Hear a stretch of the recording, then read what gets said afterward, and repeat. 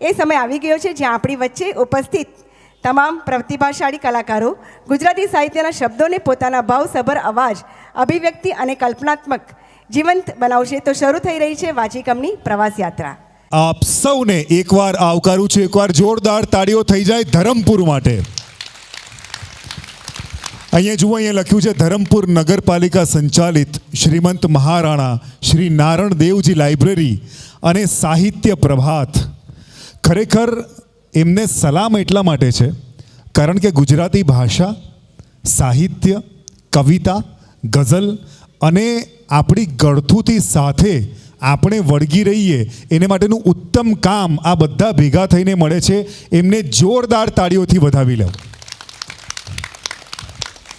આજે અમે જ્યાં બેઠા છીએ ત્યાં ભૂતકાળમાં મેં જોયું કે ડૉક્ટર મુકુલ ચોકસી, ભાવેશ ભટ્ટ, અનિલ ચાવડા, કેટલા દિગ્ગજ કવિ, સાહિત્યકારો, ગઝલકારો અહીંયા મંચ ઉપરથી એમની પ્રસ્તુતિ કરીને ગયા.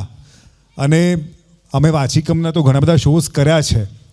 ખૂબ ઉત્તમ ઉમદા વાર્તાઓ અહીંથી આજે રજૂ થવાની છે. પણ તમે જોજો કે આપણું સાહિત્ય, આપણી ભાષા અને એની અંદર સ્ત્રી માટેની લાગણી એ કઈ રીતે આપણને સ્પર્શે એ ખરેખર આજે અનુભૂતિ આપણે બધા અહીંયા બેસીને કરવાના છીએ. હું સૌથી પહેલાં બધાનો પરિચય આપી દઉં છું. મારે જમણા હાથે પહેલી બેઠા છે ધ્વનિ ત્રિવેદી. ધ્વનિએ ઘણી બધી ગુજરાતી ફિલ્મો કરી છે. કલર્સ ગુજરાતીના રસોઈ શોમાં તમને ખાસ એને રોજે રોજ જોઈ હશે, કેટલી સિરિયલ્સમાં જોઈ હશે. અનેક પારિતોષિકો વિજેતા કલાકાર છે. અને એમ કહેવા બેસું તો આમ કલાક એક તો ઓછો પડી જાય એટલી ઉત્તમ ઉમદા અભિનેત્રી છે. બધા જ એવા ઉત્તમ છે. સાથે રુધિ દેસાઈ એ પણ એટલી જ ઉત્તમ અને દમદાર અભિનેત્રી છે. પોતે પ્રોફેસર છે ઇંગ્લિશ ભાષાની, પણ ગુજરાતી બહુ બખૂબીએ બોલી અને જાણી અને સમજાવી શકે એવું છે. એમની બાજુમાં બિનિતાબેન શાહ. બિનિતાબેન પણ પ્રાધ્યાપક છે, ભરતનાટ્યમના કલાગુરુ છે, ખૂબ ઉત્તમ ઉમદા અભિનેત્રી છે. અનેક પારિતોષિક વિજેતાઓ, એમને એટલા બધા પારિતોષિકો મળી ચૂક્યા છે અનેક નાટકો માટે. એમની સાથે બેઠા છે પાછળ રંજનાબેન પટેલ, અમારા સુરતની રંગભૂમિના એક સિનિયર કલાકારમાંના એક છે. એમણે પણ અનેક પારિતોષિકો મેળવ્યા છે. ખૂબ ઉત્તમ નાટકો એમણે પણ રંગભૂમિ ઉપર પીરસ્યા છે. અને સાથે કેશા દેસાઈ. કેશા દેસાઈ પણ આમ યુવાન છે પણ એણે પણ રંગભૂમિ ઉપર ખૂબ મોટું ખેડાણ કર્યું છે. અને મારી પાછળ જે બેઠો છે એ બીજો નાનકડો વૈભવ દેસાઈ છે. ગુજરાત રાજ્ય સંગીત નાટક એકેડમીની આપણી રાજ્ય સરકારની નાટ્ય સ્પર્ધામાં આ વર્ષે આખા ગુજરાતમાં શ્રેષ્ઠ દિગ્દર્શક પ્રથમ અને શ્રેષ્ઠ નાટક પ્રથમનો ખિતાબ એને મળ્યો છે. ખૂબ ઉત્તમ કામ કરે છે ગુજરાતી રંગભૂમિ માટે અને આપણી ભાષા માટે. ખરેખર હું નસીબદાર છું કે મારી પાસે આટલી સરસ દમદાર એક ટીમ છે. આપણે સરસ મજાની 5 વાર્તાઓ આજે આપણે સાંભળવાના છીએ. એટલે આપણે બેઠા છીએ ને જ્યારે શબ્દની અને સાહિત્યની વાત કરીએ તો મને સુરતના ખૂબ દિગ્ગજ એવા સાહિત્યકાર ભગવતી કુમાર શર્મા યાદ આવે. ભગવતી કાકા લખે છે કે શબ્દ બ્રહ્મને મારો પરમેશ્વર જાણીને, શબ્દ બ્રહ્મને મારો પરમેશ્વર જાણીને, લખું કવિતા સરસ્વતી હાજર જાણીને. કે આકાશેથી ઉતરી આવ્યા અક્ષર પંખી. તમે કવિની કલ્પના તો જુઓ. આકાશેથી ઉતરી આવ્યા અક્ષર પંખી, મને મોર પીછું લેવા તત્પર જાણીને. અને જ્યારે જે શહેરમાં છું જ્યાં નાનુ બાપાની વાત થાય, હું તો એમનો વંશજ કહેવા હું, કે નાનુ બાપા કેવા વ્યક્તિ હતા, કે અમારા લોહીમાં શું છે. તો ભગવતી દાદા એક શેર લખ્યો છે કે સમ્રાટમાં નથી ને દરવેશમાં નથી, સમ્રાટમાં નથી ને દરવેશમાં નથી, મારી મનુષ્યતા કોઈ ગણવેશમાં નથી. એટલે આપણે મનુષ્ય હોઈએ ને, એ મંચ પર બેઠા કે સામે બેઠા, પણ આપણે બધા એક છીએ. મનુષ્યની જાતિ એક જ હોય, એમાં કોઈ બીજું આમ અંતર આવતું નથી. તો આજે આપણે બધા અંતર દૂર કરીને એકમેકના હૃદયમાં ઢબકવાના છે. તમે તૈયાર છો? તમે તૈયાર છો? ક્યાં બાત હૈ. આજની સૌથી પહેલી વાર્તાનું શીર્ષક નથી બોલતું કારણ કે આપણે સાંભળીશું, પણ વાર્તા સાંભળીએ પછી હું તમારી સાથે, દરેક વાર્તા પતે ત્યાર પછી હું તમારી સાથે વાત કરવાનો છું, એટલે તમે વાર્તા ધ્યાનથી સાંભળજો. પ્રસ્તુત છે આજની પહેલી વાર્તા. Hello hello, check check. વાલના ખેતરમાં આંસુઓની હેલી.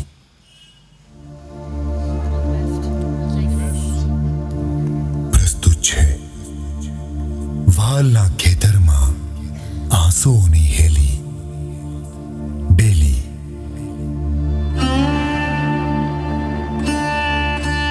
લેખક દિગ્દર્શક વૈભવ મુકેશ દેસાઈ.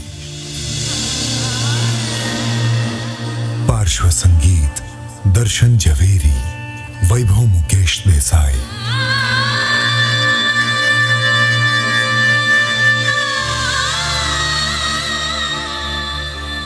સંગીત સંચાલન યશ ઉપાધ્યાય.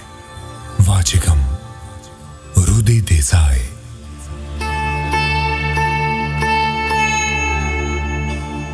પ્રસ્તુત છે વાલના ખેતરમાં આંસુઓની હેલી. ડેલી.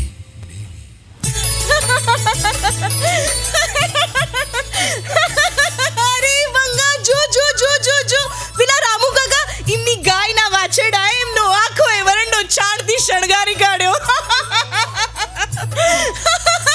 અને બકરીઓ બે બે બે કરતી વરંડા બહાર ભાગી ગઈ. આટલું બોલી ત્યાં રામુ કાકા એમની ધોતી ઊંચી કરીને દોડ્યા દોડ્યા દોડ્યા દોડ્યા અને પડ્યા તળાવમાં. છબાક.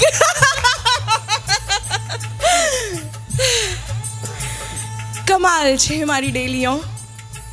સુખ દુઃખના હંધાય સમય અહીં જીવાય. હવારનો ઠંડો પવન હોય કે રાતની શાંતિ, આખા એ દીનો થાક ઉતારે આ ડેલી. હા હા જી, સાંભળ્યું ની જ. ડેલી. ડેલી એટલે મોટી હવેલીના દરવાજાનો બહારનો મોટો જમીનનો ભાગ. તો આ ઝૂંપડી મારે મને કઈ ડેલીથી ઓછી ના થા. આ ઝૂંપડી મારી હવેલી ને આ અમારી ડેલી. એ જો જો સૂરજ આથમ્યો.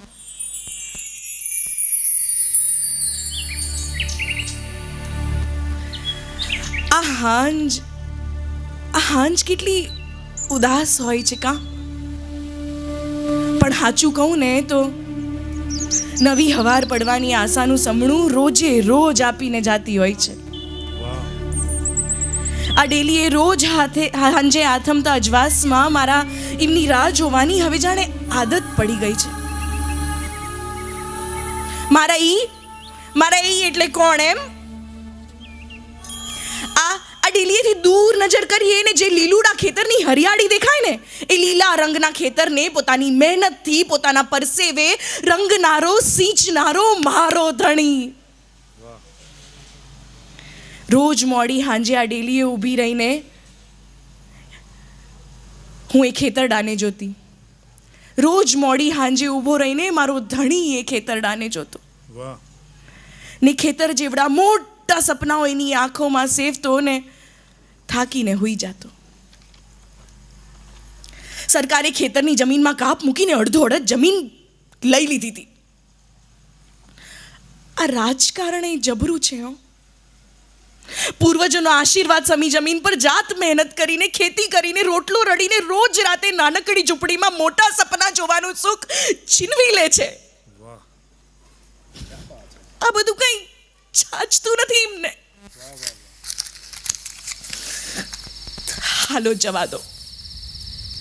એ હું કઈ કહેતી હતી. હા, મારો ધણી એટલું વાલ કરે મને કે ના પૂછો વાત. મારા વગર એને ઘડીભર ચાલે નહીં હો. આ ચૂલા પર રોટલા શેકું ને રોજ દાજુ હું ને દુઃખ ઈને થાય ને રોજ મારા હાથે દાજુ.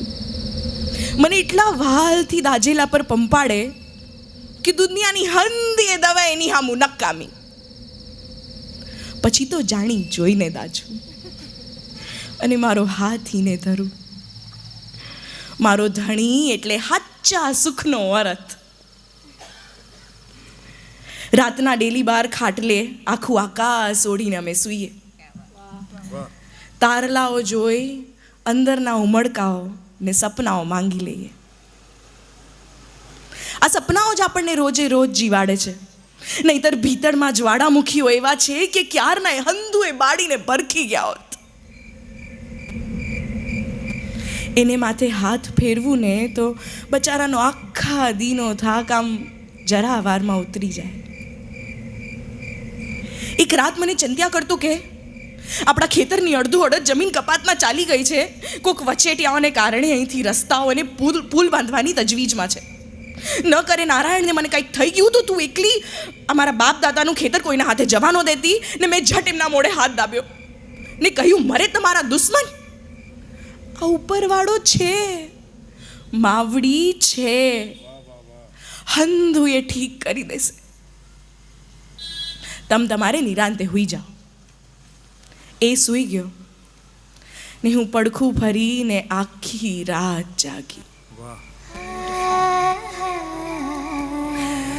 આ ઉજાગરાનું એ ખરું છે. કોક પાસે છીનવી લઈએ ને તો એ હાડો આપણને છોડવા ના કરે. રાતા અજવાસમાં ગુલાબી સપનું જોવાની કોશિશ કરતી હું ખુલ્લી આંખે જાગતી રહી. રાત પરાણે કાઢીને સવારે મારા ધણીની આ ડેલીઓ ઊભા રહીને મારી માથે મારી માવડીની પૂજા કરેલી થાળીએથી લાલ ટીકો કરી દીધો અને હંધીએ હિંમત ભેગી કરીને એને આપી. એમને પગે લાગીને આંદોલન માંડવા ગયા અને મારે આખો દી પાછો ઉજાગરો કરીને હાંજની રાહ જોવાની હતી. મારી માવડી સામું જોઈને બેઠી અને કહ્યું, એ માવડી, મારે માથે જે લાલ કંકુ છે એની લાજ રાખજે. બાજુની બારીએ નજર મૂકીને રાહ જોવાના રસ્તે બેઠી બેઠી ભટકી પડી અને હાંજ પડીને રામુ કાકાનો દીકરો દોડતો દોડતો લોહી લુવાણ આવ્યો. એમને પડભર જોયા નહીં ને જીવ તાળવે ચોટ્યો. ગભરાયેલા શ્વાસીને પૂછ્યું, એ ક્યાં? રામુ કાકાના દીકરાની નજર નીચે પડીને મેં જોરથી ચીસ મૂકી, અરે મંગા! આંદોલનમાં દંગો એવો થયો કે મારી દોડા દોડી એની છાતીએ પોલીસની ગોળી ભૂલથી વાગી ગઈ. ભૂલથી. રોજ હાંજે ને મારા નામની રાડો નાખતો પેલા ગામના પાદરેથી દોટ લગાવીને આવતો ને વળગતો. એની છાતીએ હું આખી સમાઈ જતી. એનો ધબકાર બહુ નજીકથી સાંભળ્યો તો મેં. જે એક ધબકારામાં મેં મારી જાતને જીવતી જોઈતી. મારું હાડું ત્યાં જ પોલીસની ગોળી ઝીલી એણે. ડેલી સાવ સૂની થઈ ગઈ. માવડી આવી એકલતા કોઈને ન આપે. ન ધણી રહ્યો ન ખેતર. માણોનો દુશ્મન થાય એ સરકારે શું કામની ને ખેતરડો એ શું કામનું. આવી તો કઈ કેટલી અણધારી તકલીફોમાં કેટલાય જીવ ફસાયા હશે. આ જીવનનું ચક્કર એ ખરું છે. એક વાત કહું, ડેલીએ સ્વસ્તિક અને કપાળ પર સિંદૂરનો રંગ લાલ, પણ હવે રંગ બેરંગ થઈ ગયો આ જીવન. ખેતરડાએ સાવ સુક્કા જેમ મારું જીવન. હવે ડેલીએ બેસીને રોજ હાંજે રાહ જોઉં છું કે મારો ધણી રોજની જેમ મારા નામની રાડો નાખતો આવે ને વળગે અહીં. જો ને હવે ચૂલે દાજુ છું તો કોઈ પંપાડવા નથી આવતું.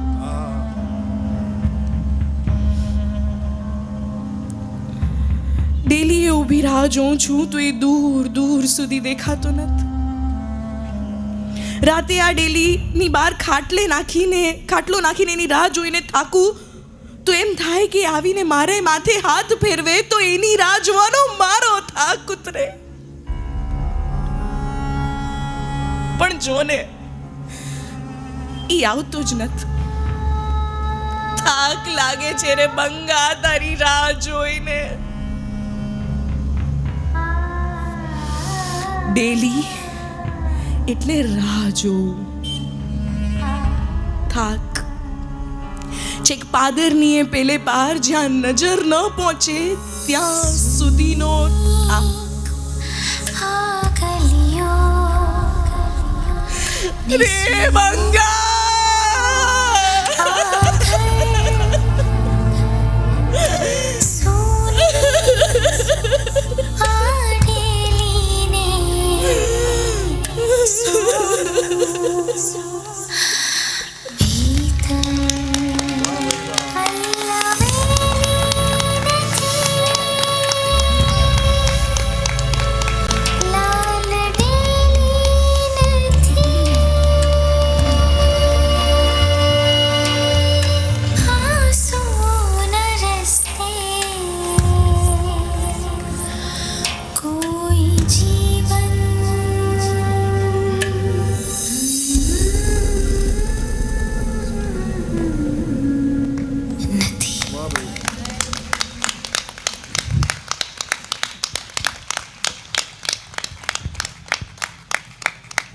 આ સૌથી પહેલી પ્રસ્તુતિ હતી. અચ્છા, મેં કહ્યું તમને કે વાર્તા પતે ત્યાર પછી હું તમારા બધા સાથે વાત કરવાનો છું.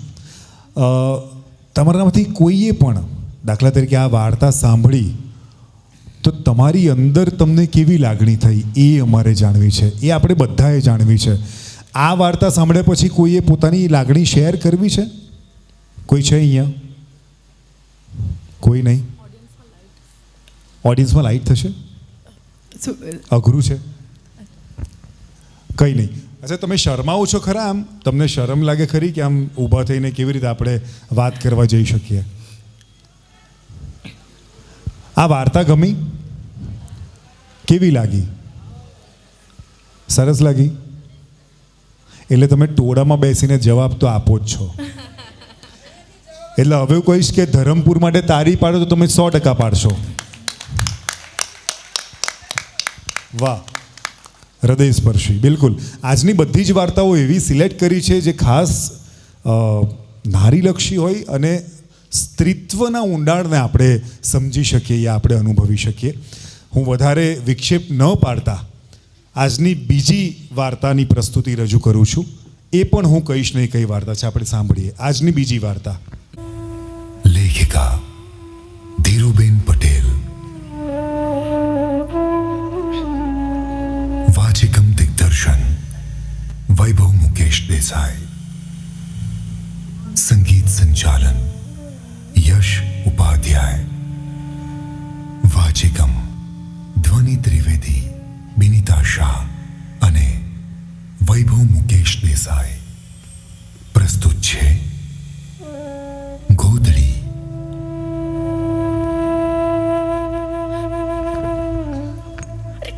તો પછી તે એમની સાથે લગ્ન જ શા સારું કર્યા?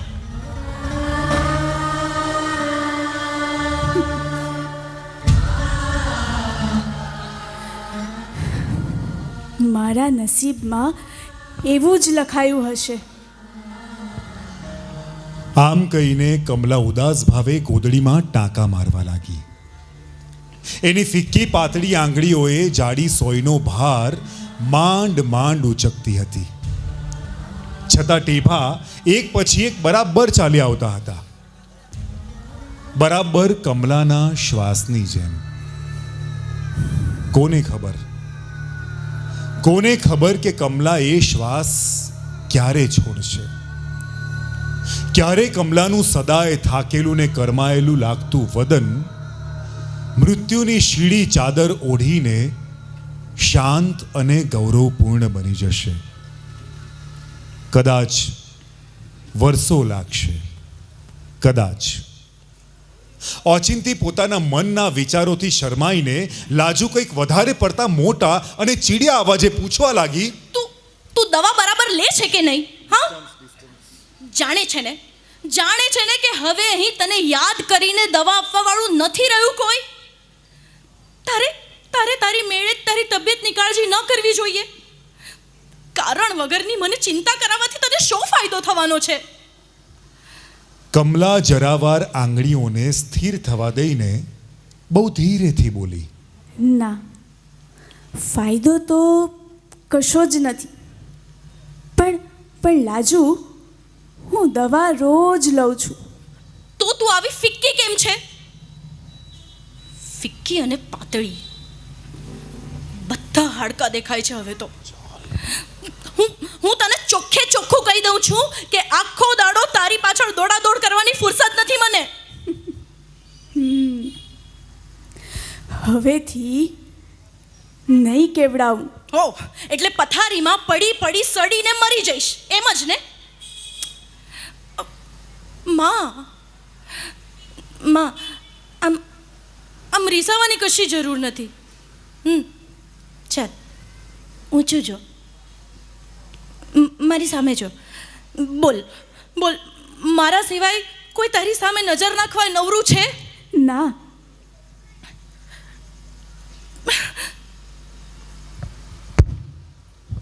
આમ કહીને કમલા ફરી પાછી ટાંકા લેવા માંડી. એનાવા નબળા પ્રતિસાદથી ખૂબ ઉશ્કેરાઈ જઈને લાજુએ એના હાથમાંથી ગોદડી ખેંચી લીધી અને એમ કરતા કમલાની હથેળીમાં સોયનો ઘસરકો થયો. અને એની દરકાર કર્યા વગર એણે મોટા અવાજે એને વઢવા માંડ્યું. તું તે કઈ માણસ છે?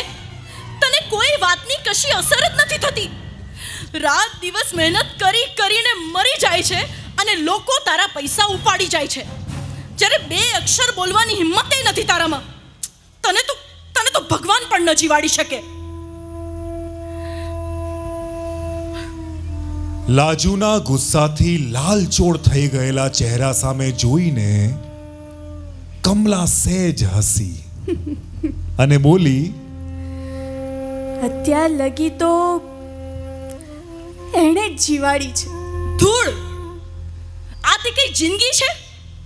અરે આ ઘર જો, તારા કપડાં જો, તારી તબિયતના હાલ જો. શા માટે આટલું વૈતરું કરીને મરી જાય છે? એ પેલો નિરાંતે દારૂ પી શકે એટલે? તારા બાપને નથી ઓળખતી? પૈસા લેવા પૂરતો જ અહીં મોઢું બતાવે છે. એકવાર મળતા બંધ થઈ જાય ને તો પછી ભૂલે ચૂકે આ બાજુ ફરકે નહીં. અરે તો તારું શું લૂંટાઈ જાય છે? નિરાંત ઉલટાની. આટલી સીધી સાધી વાત તને કેમ સમજાતી નથી મમ્મી? હું ક્યાં તારા જેટલી ભળી છું? હા. કમલાએ ગોદડી લેવા હાથ લાંબો કર્યો, પણ લાજુએ ચીડાઈ જઈને ગોદડીને ગોટો વાળીને દૂર ખૂણામાં ફેંકી દીધી. કમલાને ગમ્યું નહીં, પણ ન ગમતી વાતો ગળી જવાની હવે એને ટેવ પડી ગઈ હતી. એટલે સહેજ લાંબો શ્વાસ લઈને એણે પૂછ્યું, ચાલ તો તારા માટે ચા મૂકું? તારા ઘરમાં તો દૂધ પણ નહીં હોય. છે, દૂધ છે. વારું, તો તું પણ પીવાની હોય તો મૂક. લાજુ જરા ટાઢી પડી અને વિચારવા લાગી કે શા માટે દર વખતે આવું થતું હશે. માંડ વિનયને સમજાવી, ફોસલાવી, પિયર જવાની રજા લેતી વખતે મારા મનમાં કેટલા સંકલ્પો રમતા હતા. માનું આખું ઘર ઝપાટા બંધ ચોખ્ખું ચટ કરી નાખીશ, એને માથામાં તેલ નાખીને ઓળી આપીશ, એને ગરમા ગરમ શીરો કરીને ખવડાવીશ, ખૂબ બધું વહાલ કરીશ, એની વાતો પૂછીશ, મારી બધી વાતો કહીશ. વિનયની ને બેબીની નિશાળની, બાજુવાળા કીકીબેનની ને 2-3 દિવસે એકવાર દર્શન દેતી કામવાળી બાઈની ને વાતો તો અનંત હતી. પણ એકે થઈ શકી નહીં. ઘરમાં પેસતા વેત માના હાલ હવાલ જોઈને મગજ ગાંડું થઈ ગયું. માને 2 હાથે પકડીને હચમચાવી નાખવાનું મન થયું. 7મે પાતાળે પોઢી ગયેલી એની ચેતનાને જગાડવાનું અથવા તો એને ખતમ કરી નાખવાનું મન થઈ ગયું. લાજુ કોઈ રીતે એ મનને કાબૂમાં રાખી શકતી નહોતી. ગમે તે બોલી નાખે, ગમે તે કરી નાખે. એક પ્રચંડ ક્રોધ વ્યાપી વળતો એના સમસ્ત ચિત્ત પ્રદેશમાં.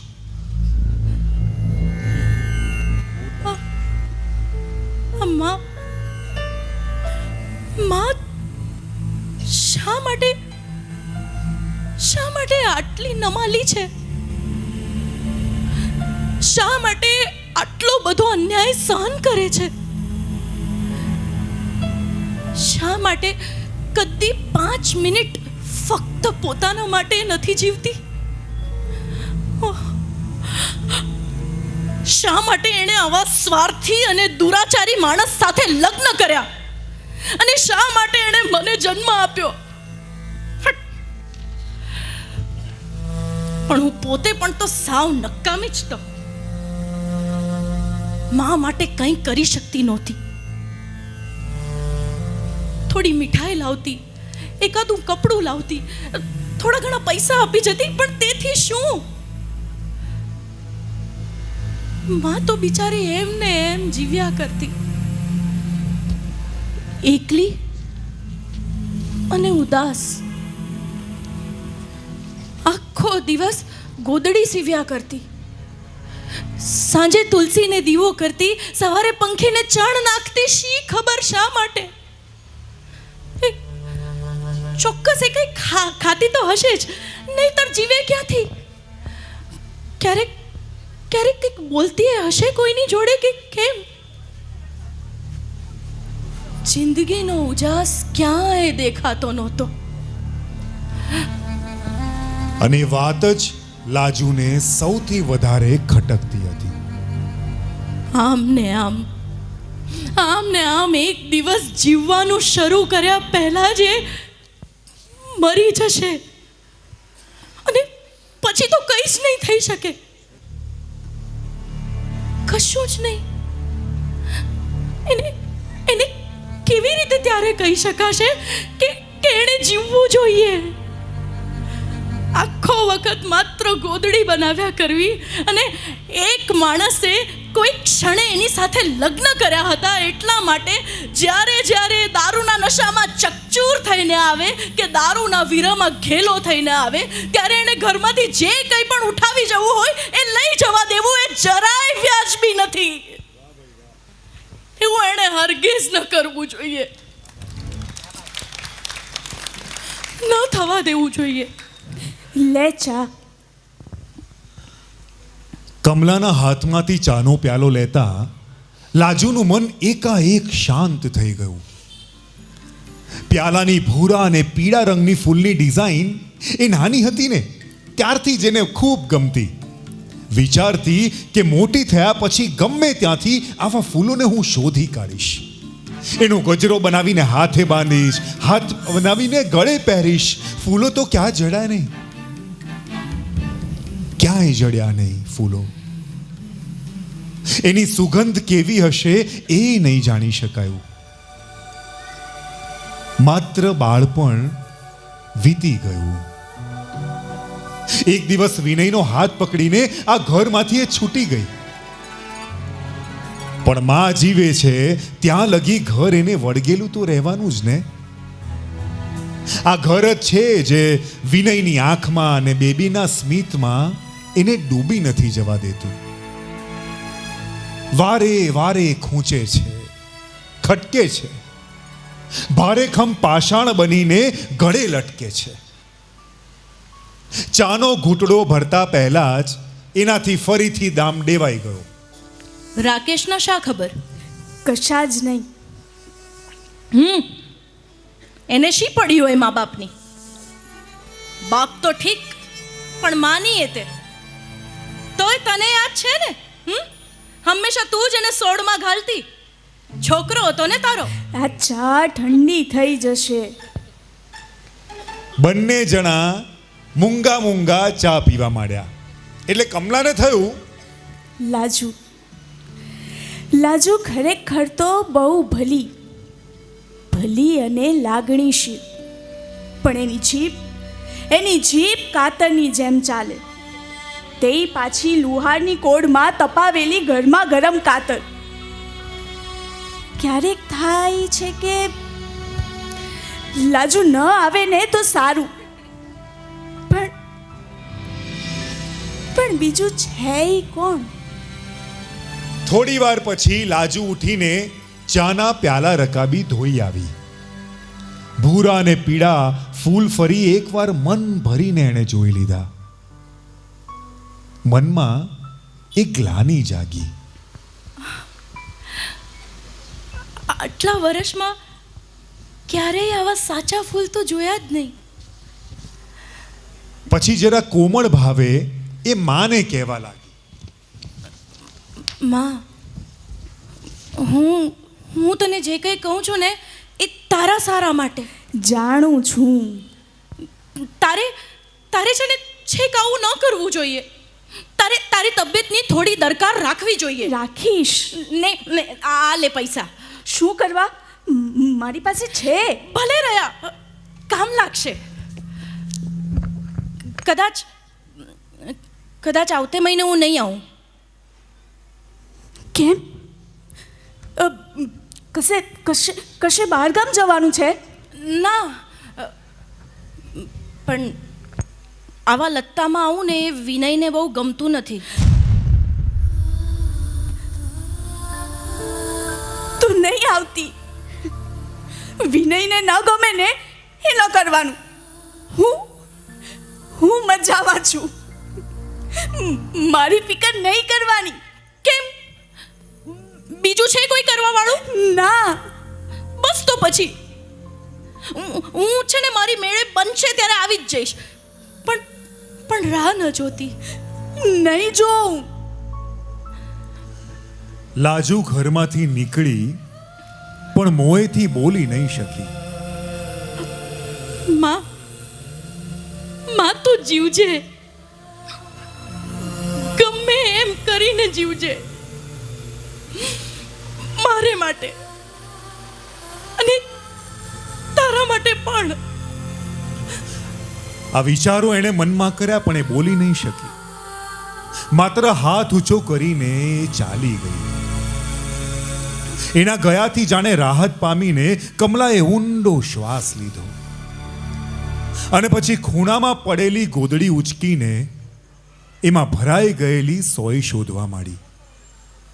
આખરે તો એ ગોદડી જ એના જીવનનું પરમ સત્ય હતું.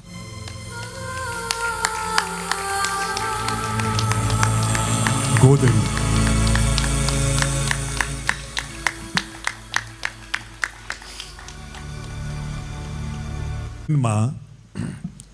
માનું મહત્વ શું છે? માતૃત્વનું મહત્વ શું છે? અને માં જ્યારે ગોદડી બનાવે અને જે સોય હોય ને એ સોયનો ભાર પણ એ માને ત્યારે એટલો બધો લાગતો હોય જ્યારે એના જીવનમાં આવી કપરી પરિસ્થિતિઓ આવતી હશે. એટલે કેવી સુંદર વાત. અને તમને કહું, કારણ કે આવતીકાલે વિશ્વ મહિલા દિવસ છે એટલા માટે ખાસ કહું છું, આ વાર્તાના લેખિકા ધીરુબેન પટેલ છે. તમે જુઓ, સ્ત્રી આપણા દેશમાં તો કેવું, એટલે વિમેન એમ્પાવરમેન્ટ તો કેવું હાડોહાડ ભર્યું છે, પણ આપણા દેશમાં વર્ષોથી નારી કઈ કક્ષાનું કામ કરતી હતી આખા વિશ્વને ખબર જ નહોતી ક્યારેય. ધીરુબેન પટેલે કયા અરસામાં આવી વાત લખી હશે જે આપણને આટલી સ્પર્શી ગઈ. તમને કેવી લાગી આ વાર્તા? કારણ કે સામાન્ય રીતે આ તાળીઓ અમને ખરેખર ગમે છે એટલા માટે કે સામાન્ય રીતે એવા કાર્યક્રમો બધાને ગમતા હોય જેમાં હસવાનું મળે, જેમાં સંગીત હોય, કે જેમાં ડાન્સ મળે ને એવું બધું હોય. પણ આવા પ્રકારનો ઉપક્રમને કાર્યક્રમ જોવા કોણ આવે? આ ખરેખર સામે જે આ ખીચોખીચ ભરી છે ને જગ્યાએ ખરેખર અમને અમારા અંતર્મનને ખરેખર ખૂબ ટાળગ આપે એવી છે. એટલે અમે બધા તમારે માટે હવે તાળી પાડીશું. દરેક નગરના લોકો, એમને આપણે જોઈએ ને એ નગર કેવી રીતે ઓળખાય. દરેક નગર પોતાની નગરની અંદર થતી પ્રવૃત્તિને કારણે ઓળખાતું હોય છે. ધરમપુરને ખરેખર આ બાબતે આપણે સલામ કરવી જોઈએ બધાએ. એક નાનકડી વાત રજૂ કરું છું, સૌમ્ય જોશીએ લખી છે. આમાં વાત રાણા અને મીરાની છે. એટલે કવિ શું લખે છે એ સાંભળો. આનું શીર્ષક છે કે રાણાનું પ્રણય ગીત. કે મારી પટરાણીના ધુમ્મસ જેવા જીવતર ઉપર ઓળો થઈને ઉપસી આવ્યા કાન, તમે શા માટે? આ ફરિયાદ છે રાણાની કૃષ્ણ માટે કે મારી પટરાણીના ધુમ્મસ એવા જીવતર ઉપર ઓળો થઈને ઉપસી આવ્યા કાન, તમે શા માટે? કે મેં તો મારી બંધ આંખમાં મીરા નામે અજવાળાને મ્યાન કર્યું તું, અને 16 કળાએ શણગારીને રાજમહેલ અજવાળે એ ફરમાન કર્યું તું કે મેવાડી ધરતી ઉપર જીવ સટોસટ રમતા પેલી મશક જોઈને થાતું ચલ મીરા લગ પહોંચાશે. કે રાજમહેલની સોડમ થઈને પથરાયેલા રાજરાણીના ભરત ભરેલા પાલવ લગ પહોંચાશે. કે મીરા લગ પહોંચેલા મારા મેવાડી રસ્તાઓ આજે વળાંક લઈને સૂંઘે છે વેરાન હવે શા માટે? મારી પટરાણીના ધુમ્મસ જેવા જીવતર ઉપર ઓળો થઈને ઉપસી આવ્યા કાન, તમે શા માટે? કે એકવાર બસ મીરા મારી રાહ જોઈને રાજમહેલના કમાડ આડે ઊભી રહેતી. કે એકવાર બસ મીરા મારી રાહ જોઈને રાજમહેલના કમાડ આડે ઊભી રહેતી હતી, ને પરદેશથી આરસની એક નંદ કુંવરની મૂરત મુજને લાવવાનું કહેતી ગઈ હતી. કે મારી અંદર બળતા સુનકારના કમાડ આડે મૂરત થઈને યુગો યુગોથી હું જ ઊભો છું, ને યુગો યુગોથી મીરા તારા સ્વર્ણનગરમાં એકલવાઈ ભાટકે ભૂલી ભાન હજુ શા માટે? મારી પટરાણીના ધુમ્મસ જેવા જીવતર ઉપર ઓળો થઈને ઉપસી આવ્યા કાન, તમે શા માટે? આપણી બાજુમાં જ રાધા કૃષ્ણનું મંદિર છે, મારા કાકાજીનું જ છે. કે કાન તું એને કહેજે કે મારા રુદિયા પરના શિલાલેખના ભૂંસાયેલા અક્ષર એની રાહ જુએ છે, ને મારી માફક કાલિંદીના કાંઠે પેલી રાધા નામે એક અજાણી માધવ તારી રાહ જુએ છે. કે હવે ફરીથી ગોકુળ જઈ એ ગોવા લણની મટકી ફોડે તો કાન તને હું રાજપાટનો હિસ્સો દઈ દઉં. એની તરસ ભીંજાણી આંખોમાં આ રાણાની કિસ્સો ખોડે તને કાન, તને હું રાજપાટનો હિસ્સો આપું. મારી આશાઓની ફૂટેલી મટકીની ઉપર એક જોગણી રાજપાટને ઠોકર મારી ધરી રહી છે, ધ્યાન હજુ શા માટે? કે મારી પટરાણીના ધુમ્મસ જેવા જીવતર ઉપર ઓળો થઈને ઉપસી આવ્યા કાન, તમે શા માટે? તમે જુઓ કવિતા અને સાહિત્યમાં કેટલી તાકાત છે. કે રાણા ભોજ એમના પત્ની જ્યારે કૃષ્ણને આટલો પ્રેમ કરતા હોય, વાલ કરતા હોય, તો એક પતિની દશા શું થાય? એ જે દશા થાય એ આપણું જ સાહિત્ય, આપણી જ ગુજરાતી ભાષા, આપણા જ સર્જનો કેટલી ઉત્તમ રીતે આપણા સુધી પહોંચાડે છે. એક સરસ મજાની હવે એક વાર્તા, એનું શીર્ષક ફરી પાછું હું નહીં કહીશ, આપણે સાંભળીશું. પણ એ વાર્તામાં થોડી મજા એટલા માટે આવશે કારણ કે થોડી નટખટ છે. આગળની વાર્તા. લેખક ડૉક્ટર રેશ મણિયાર, વાચિકમ દિગ્દર્શન વૈભવ મુકેશ દેસાઈ, સંગીત સંચાલન યશ ઉપાધ્યાય, વાચિકમ રંજના પટેલ, યશ ઉપાધ્યાય અને વૈભવ મુકેશ દેસાઈ. પ્રસ્તુત છે 3:15 બસ.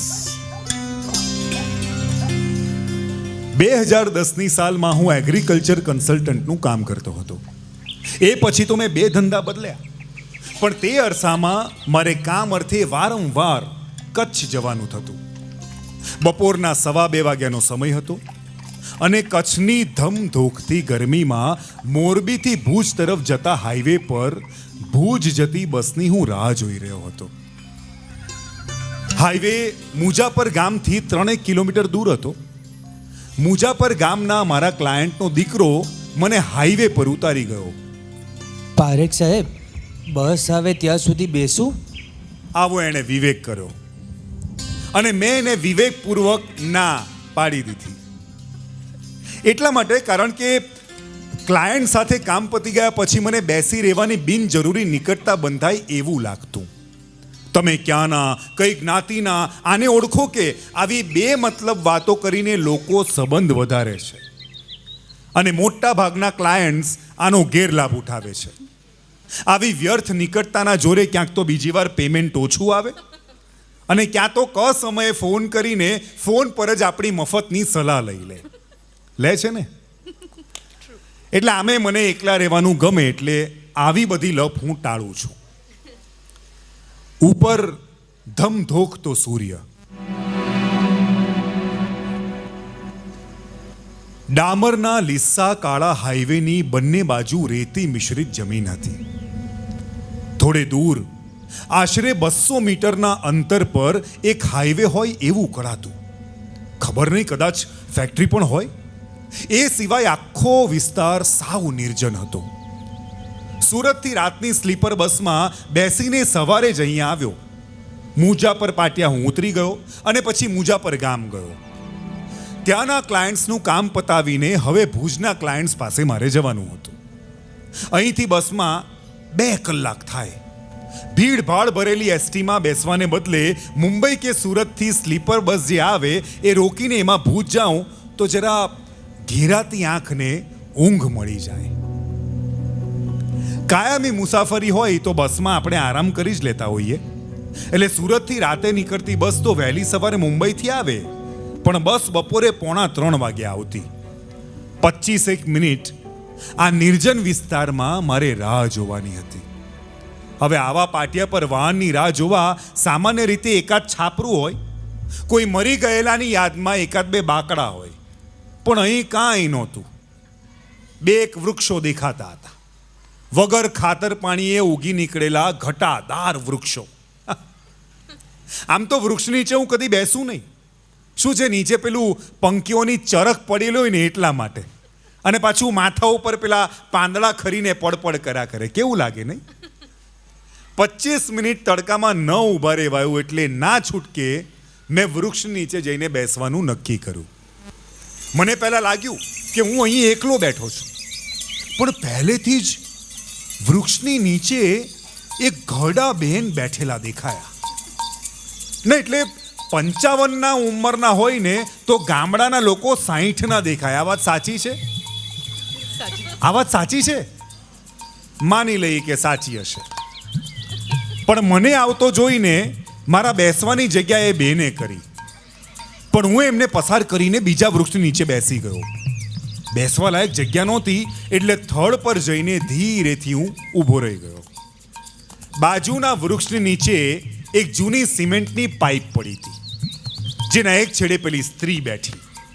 હવે ઘરડા માણસો આમ સામાન્ય રીતે સવાલ બહુ પૂછે, તમે ક્યાંના, ક્યાં થવાના, તમારા લગ્ન થયા કે, અને બાળકો છે કે નહીં, અને જો નથી તો કયા દેરા પર ગુરુવારે જવાથી બાળકો થાય ત્યાં સુધીની લપ્પન છપ્પન નહીં કરવી પડે. હું બીજા વૃક્ષ નીચે જઈને બેસી ગયો.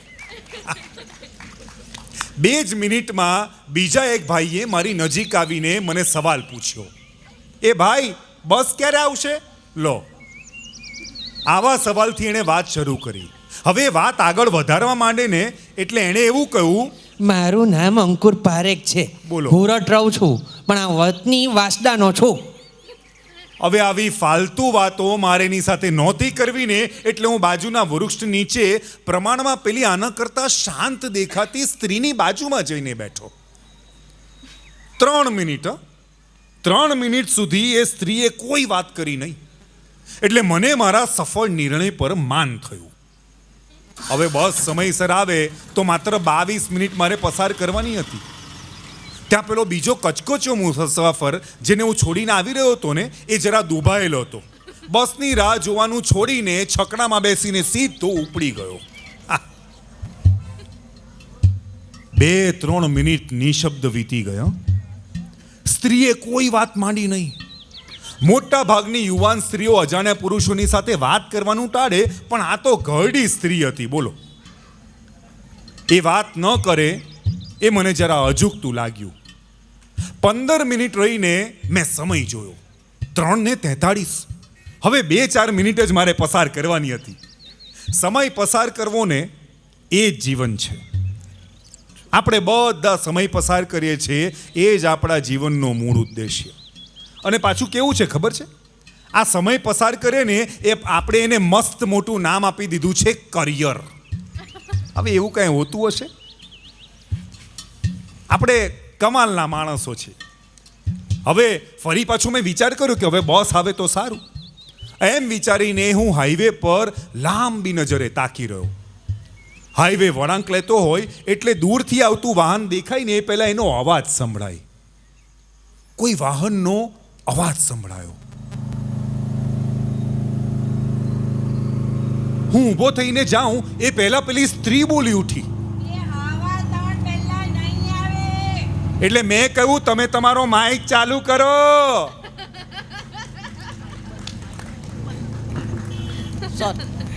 આમાં શું છે, ઘરડા હોય એટલે માઇક ચાલુ કરવાનું બા ભૂલી ગયા હતા. એટલે બા બોલ્યા, હવા ત્રણ પહેલા નહીં આવે. લો બોલો. હવે પાક્કી આગાહી કરનારા માણસો મને બિલકુલ ગમતા નથી. ના એટલે કોઈ લારીવાળાએ મને કહ્યું હોત તો મેં માની લીધું હોત, પણ એક ઘરડી સ્ત્રી પોતે એસટી ડેપોની ટ્રાફિક કંટ્રોલર હોય એવા વિશ્વાસથી બોલી. હવે કહ્યું ને, હવા ત્રણ પહેલા નહીં આવે. એટલામાં એક ટેમ્પો પસાર થઈ ગયો. હવે બે કારણસર હું બસની રાહ જોવા લાગ્યો. એક તો 25 મિનિટની એક વિતતા તોડવા અને બીજું આ સ્ત્રીની આગાહી ખોટી પાડવા માટે. એટલે જરા વાર હાઈવે પર તાકી રહ્યા પછી મારાથી બોલી જવાયું કે ઓ બા, મુંબઈથી આવતી સ્લીપર તો 2:45 વાગે આવે નહીં? એ સાહેબ, હું એની જ વાત કરું છું. હવા ત્રણે આવશે. એટલે મને થયું કે હવે પૂછશે કે ભાઈ તમે ક્યાં જવાના? પણ એને પૂછ્યું જ નહીં.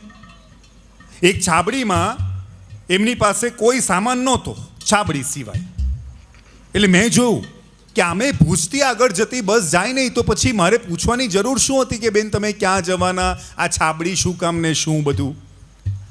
એના તરફથી બીજો એક સંભવિત સવાલ હતો, શું કામ કરો છો તમે? બોલો.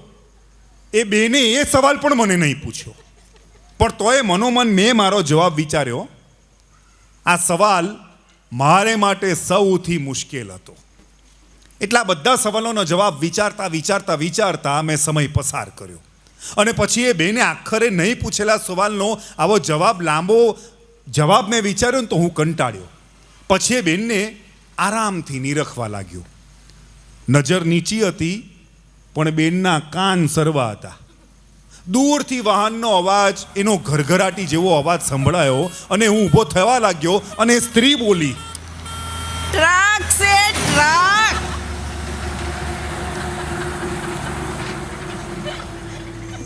ના એટલે ટ્રક હશે એમ બોલનારને હું સહન કરું, પણ ટ્રક જ છે એ કેવા પ્રકારનું વિધાન કહેવાય? હા ના એટલે બસ પણ હોઈ શકે ને. હવે આમ ધારીને ઊભો થયો. મારી ચીડમાં વૃદ્ધિ કરતી એક ટ્રક સામેથી પસાર થઈ અને હું ફરીથી મને ન ગમતી પાઇપની નીચે એ ન ગમતી સ્ત્રીની બાજુમાં જઈને બેઠો. સ્ત્રીએ છાબડી ખોલી. પ્લાસ્ટિકની થેલીમાં છાશ હતી, 2-3 રોટલા. એટલે મને થયું કે હવે પેલી તરફ ફરીને એ બેન ખાશે, પણ એણે તો મારી તરફ છાબડી લાંબી કરી.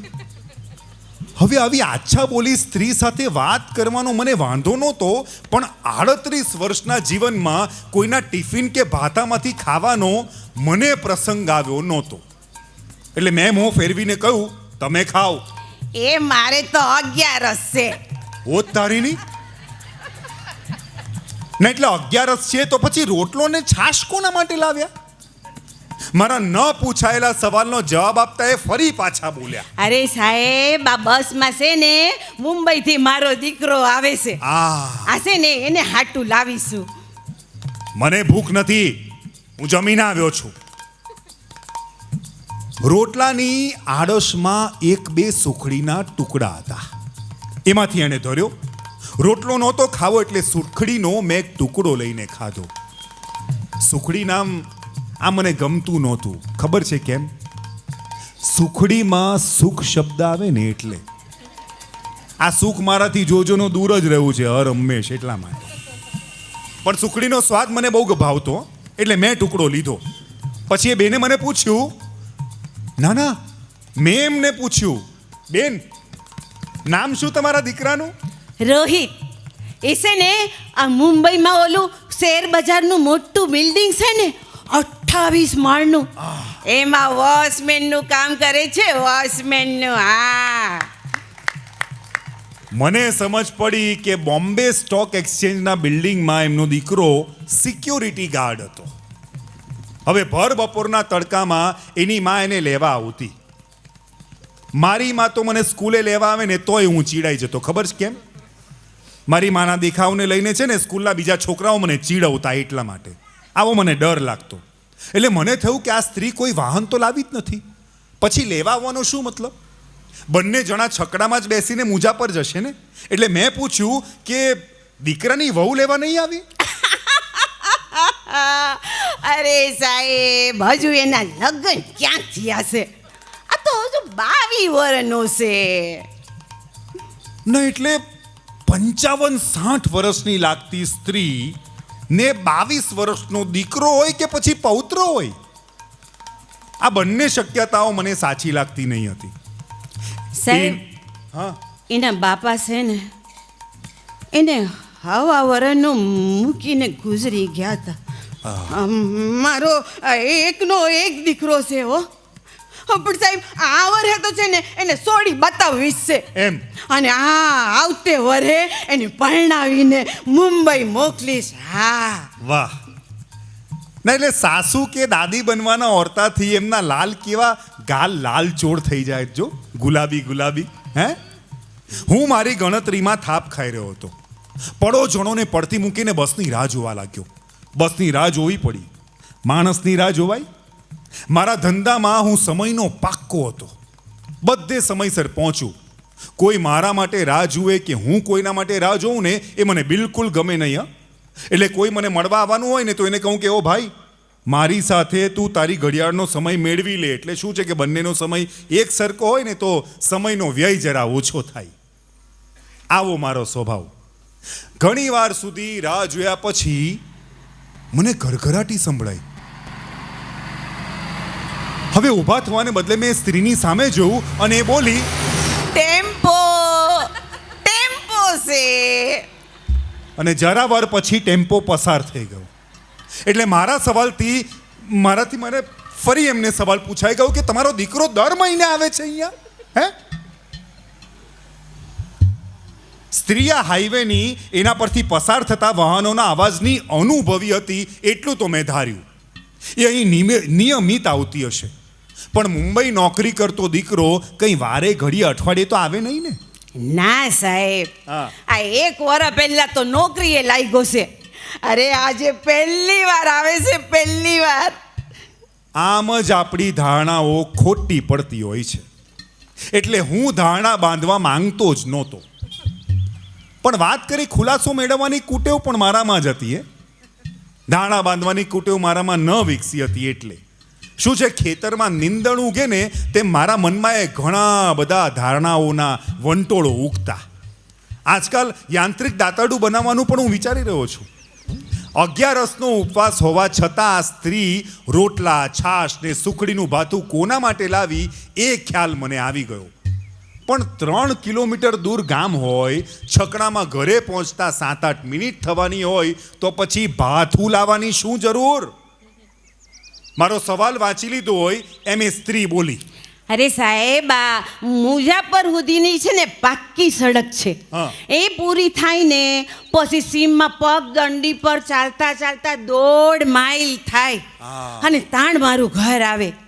એ સાહેબ, અમારી 1.5 વીંગા જમીન છે. હો, વાહ ભાઈ વાહ. આ બેનને તો 1.5 વીંગા જમીને છે. હું ગામડેથી સુરત ભાગ્યો ને એમાં ઘરડી બેન પણ દીકરો પણ ભાગ્યો હશે ત્યાં મુંબઈ નોકરી કરવા માટે, નહીં? સાહેબ, એનો રોજ ફોન આવે. હો, એ માડી તારા માટે હાડી લીધી છો, તને કઈ હાડી ગમે, કયો કલર ગમે? અરે સાહેબ, કાલે સવારે જ ફોન આવ્યો તો. આ ઓલી રાતની સ્લીપર બસ આવે છે ને, એની ટિકિટ લીધી છે. બસ હવે આવવાની તૈયારી. હો સાહેબ. એટલે ખિસ્સામાંથી મેં ફોન કાઢ્યો અને પછી હું એમ બોલ્યો, એનો નંબર યાદ છે ના એટલે નંબર યાદ હોય તો આપણે એને ફોન કરીને પૂછી લઈએ ને કે બસ કેટલી વારમાં આવશે અહીંયા.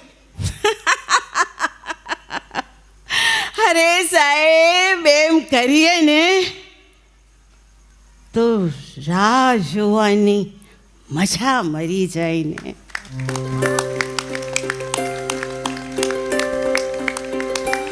આવું બોલીને એમણે પાકીટ કાઢ્યું. એમાંથી એના 22 વર્ષના દીકરાનો ફોટો કાઢ્યો. ફોટો કદાચ પર્સમાં મૂકવાને કારણે ચોડાયેલો અને સાવ જૂનો લાગતો હતો. પણ મારી પાસે પણ પોતાનો મારો આવો જ એક જૂનો ફોટો હતો. 6 વર્ષ પહેલા મારી બાના પગ ચાલતા હતા ને ત્યારે છેલ્લી વાર સુરત આવી હતી. ત્યારથી એ ફોટો ગાયબ છે. મારી બા લઈ ગયા છે સંતાડીને. 17 વર્ષ પહેલા હું પણ આવો દેખાતો હોઈશ, સરસ મજાનો. અમારી જનરેશનના છોકરાઓ આવા ફોટા પડાવતા, મૂઢતા અને મુગ્ધતા વાળા સમન્વયનું હાસ્ય. હવે એમાં 17 વર્ષની મુગ્ધતા ચાલી ગઈ, મૂળતા હજી રહી ગઈ છે. મારા જેવા 38 વર્ષની ઉંમરના અપરિણિતને પણ એ ફોટો જોઈને પોતાની દૂધમલ જવાની યાદ આવી જતી. હવે પણ આજકાલના છોકરાઓ કઈ આવા ફોટો પડાવે? આ સ્ત્રીનો છોકરો કદાચ એન્ટિક પીસ હશે. નામ પણ કેવું હતું? રોહિત. એટલે સ્ત્રી બોલી, એ સાહેબ હા. આ બસમાંથી રોહિત ઉતરે ને તો એની છે ને જરા 2 શબ્દ કહેજો.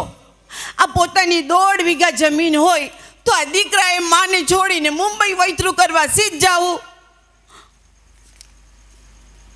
એમ તો એ જેવી એની મરજી, આવું હું બોલ્યો. એટલે મને થયું કે એક અજાણ્યા યુવકને આવું કહેવાય ખરું? કયા સંબંધથી આવું કહેવાય? ઘરઘરાટી સંભળાઈ. મેં ધારણા કરી કે હવે બોલ છે કે બસ આવી. મારી ધારણા ફરી ખોટી પડી ગઈ ને બોલી, રોહિત આવ્યો. બસ આવી. ધીમી પડી. બસમાંથી ડોકું કાઢી રહેલા યુવાનોમાંથી કોણ રોહિત હશે આવો હું વિચાર કરવા લાગ્યો. બસ થોભી.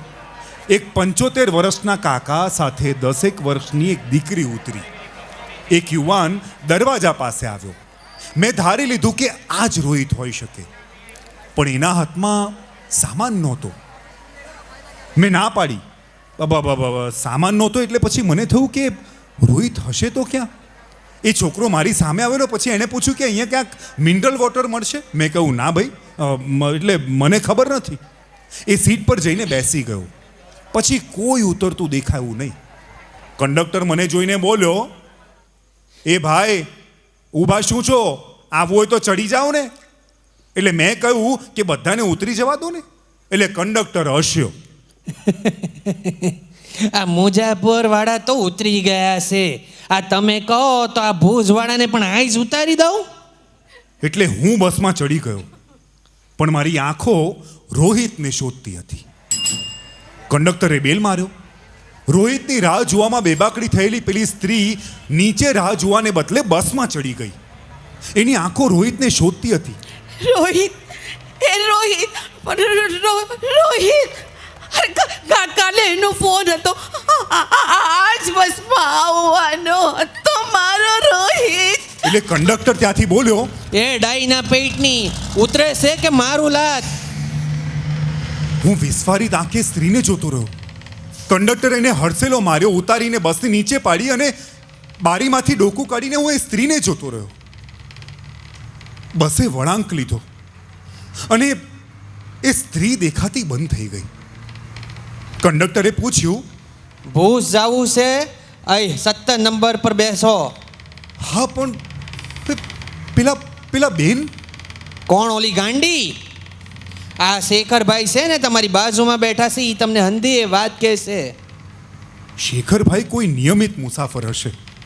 એણે મારા મુખભાવ જોઈને પહેલાં તો પાણીની બોટલ આપી અને પછી કહ્યું કે 17 વર્ષથી રોજ 3:15 વાગ્યે આ બાઈ અહીં એના દીકરાની રાહ જોતી હોય છે અને એક પણ દિવસ ખાલી જતો નથી.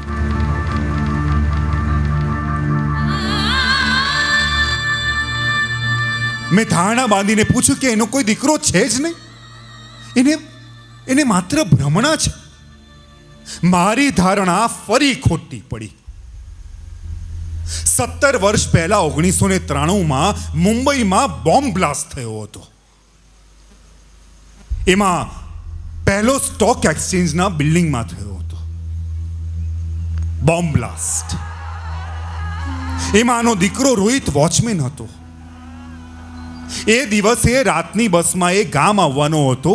એ જ સવારે સ્ટોક એક્સચેન્જના પાર્કિંગમાં પાર્ક કરેલી બિનવારસી કાર કોની છે જોવા ગયો ને ત્યાં જ બ્લાસ્ટ થયો.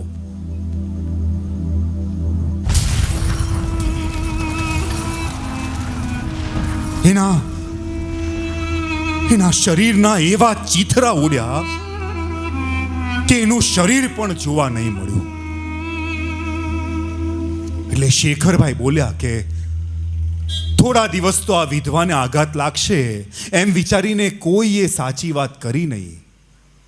અને પછી ઊંડો શ્વાસ લઈને બોલ્યા કે થોડા દિવસ પછી એણે લોકોની વાત સાચી માની નહીં.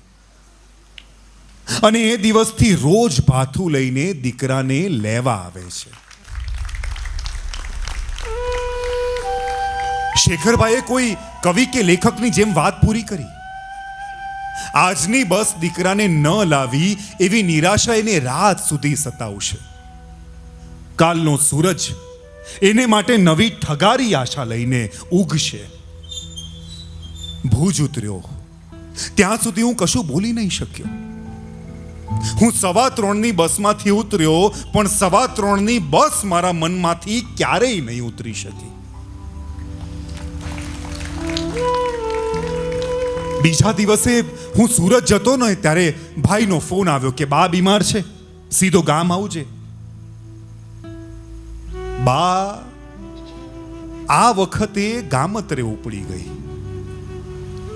મારા બાની શોક સભાએ ધારા કરતા સરળ રીતે ઉકલી ગઈ. પણ કચ્છની એ મુલાકાત મારી છેલ્લી નહીં નીવડી. મેં મહિનામાં 2 વાર કચ્છ જવાનું ચાલુ જ રાખ્યું. જ્યારે કામની વચ્ચેથી મને સમય મળે છે ને ત્યારે બપોરે 2:45 વાગે મુજાપર પાટિયા પર પહોંચીને પેલી સ્ત્રી સાથે 3:15ની બસની રાહ જોવામાં હું એનો સાથ આપું છું.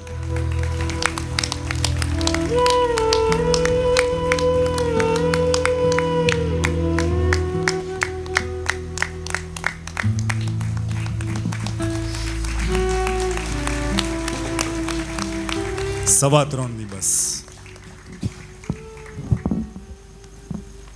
આમ તો તમે તાળીઓ પાડી છે એટલે હું પૂછતો નથી કે વાર્તા કેવી લાગી, પણ આમાં મુશ્કેલ શું હોય છે સર્જક માટે ખબર છે? આવી વાર્તાઓમાંથી એવી શોધવી જે તમને થોડું હસાવી પણ શકે. એટલે અમને આપણે જે સમાજમાં રહીએ છીએ જ્યાં પતિ મૃત્યુ પામે ત્યારબાદ આપણા ભારત દેશમાં એવી જગ્યાઓ છે જ્યાં સ્ત્રીઓએ વિધવા ધામમાં રહેવાનું હોય.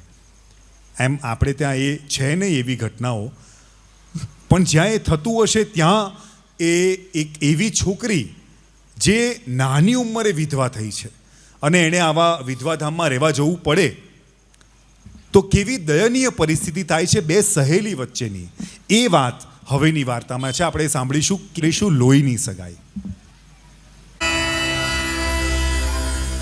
પ્રસ્તુત છે અંધારી ગલીઓમાં સફેદ ટપકા.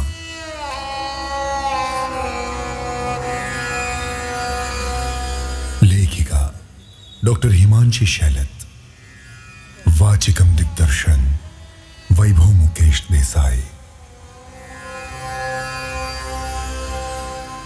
वाचिकम केशा देसाई.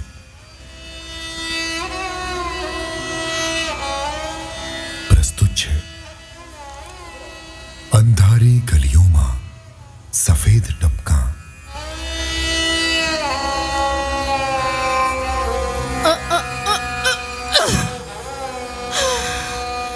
અંધારી ગલીઓમાં હું અટવાઈ ગઈ. અહીં ચિત્રકૂટ ધામ, કલ્યાણ ધામ, ગોવર્ધન ધામ આ બધાય મકાન જડતા હતા, પણ આ ભગીરથી કલ્યાણ ધામ ક્યાંય નહીં જડ્યું. ને તેમાં આ ગલીઓ અત્યંત સાંકડી ને આ બંધ બારીઓ દીવારની બહાર ધસી આવતી હતી. આ ગંદુ પાણી ગમે ત્યાંથી પગ પાસેથી ફૂટી નીકળે છે. બોલો, એવે વખતે સાડી મેં જરા આમ ઊંચી પકડી અને હું આગળ વધી ગઈ. પણ શું છે ને, આમ અથડાવાનો થાક તો લાગ્યો જ હતો. અરે આવી સાંકડી ગલીઓમાં પાછી સંવત્સ ગાયો ભટકાતી હતી. એવે વખતે આમ ભીતે ચોટીને શ્વાસ રોકીને ઊભા રહેવું કષ્ટકર બનતું હતું. જે ગાય માતા એક પુષ્ટ બ્રાહ્મણ કશુંક અસ્પષ્ટ બબડતો મારી જ તરફ આવી રહ્યો હતો. એટલે મેં આમ સાડીનો છેડો જરા સરખો કર્યો અને મારો થેલો ચપસીને પકડી રાખ્યો. અને અને જેવો એ નજીક આવ્યો ને એવું તરત જ બોલી પડી, ભગીરથી કલ્યાણ ધામ ક્યાં છે? એણે ઊંચી આંગળીથી ઈશારો કર્યો. ઊંચું મકાન છે હરિયમ. પહેલા આ ગલીની ગૂંચમાંથી બહાર નીકળવાનું હરિયમ, પછી એવી જ બીજી ગૂંચમાં પેસી જવાનું હરિયમ. બડા હે હરિયમ. એણે મને આમ કહ્યું ને એટલે મને કોઈ ગફલત ન થાય. જે તે દિશામાં જરા તરા પ્રકાશ દેખાયો ને એને વળગીને હું આગળ વધી, પણ દર વખતે ભોટી પડી. છેવટે પ્રકાશ ધૂંધળો જ થઈ જતો અને ગલી અંધારી. માંડ પૂછીને અથડાઈ કૂટાઈને જેમ તેમ હું આ ભૂલ ભૂલામણીમાંથી બહાર આવી શકી. પહેલા તો ફેફસા ભરીને શ્વાસ લેવો પડ્યો. અરે અંદર તો જગ્યા જ ક્યાં હતી. અરે હું પણ ક્યાં તમારી સાથે ગણીને બરાબર ત્રીજી ગલીના જમણી તરફ વળી અને આ ચોથા મકાન પાસે આવીને ઊભી. એટલી રાહત થઈ કે આમ ઓટલા પર જ પગ લાંબા કરીને બેસી જવાનું મન થઈ આવ્યું. ઓટલો પાછો સરસ હતો, સફેદ આરસનો અને ઠંડો ગાર. અર્ધકોણ તકતી પર નામ પણ વાંચી લીધું, ભગીરથી કલ્યાણધામ. હાશ, હવે વાંધો નહીં. અંદર જતા વેત પાર્વતી અને સુલક્ષણા તરત જ મળી જશે. એક જ તો મકાન છે. હવે જેવું પૂછીશ એવું બંને આવશે મને મળવા માટે દોડતા. કદાચ ચપ્પલ બહાર કાઢવાના હતા એટલે મેં ચપ્પલ બહાર કાઢ્યા અને એક કરડા ચહેરાએ થેલો પણ બહાર જ મુકાવ્યો. કોઈક કારણસર નિયમ હશે એવો કંઈક. હું જેવી અંદર પ્રવેશીને એવા અમુક તુલસી ક્યારા મારી આંખ સામે જ આવી ચડ્યા. એક તરફ બે કાગડાઓ બળી ગયેલી દિવેટની ખેંચાખેંચમાં હતા. જમણી તરફ ભજન કીર્તનની તૈયારી થતી હોય એવું મને તબલા અને મંજીરાના અવાજથી લાગ્યું. હું જમણી તરફ ફંટાઈ. એટલામાં એક મોટા ખંડમાં શેતરંજી ઉપર સફેદ રંગના નાના અને મોટા ટપકા ગોઠવાયા હતા. કોઈ ઘટ્ટ અવાજે શ્રી કૃષ્ણ શરણમ મમ, શ્રી કૃષ્ણ શરણમ મમ, શ્રી કૃષ્ણ શરણમ મમ, શ્રી કૃષ્ણ શરણમ મમ.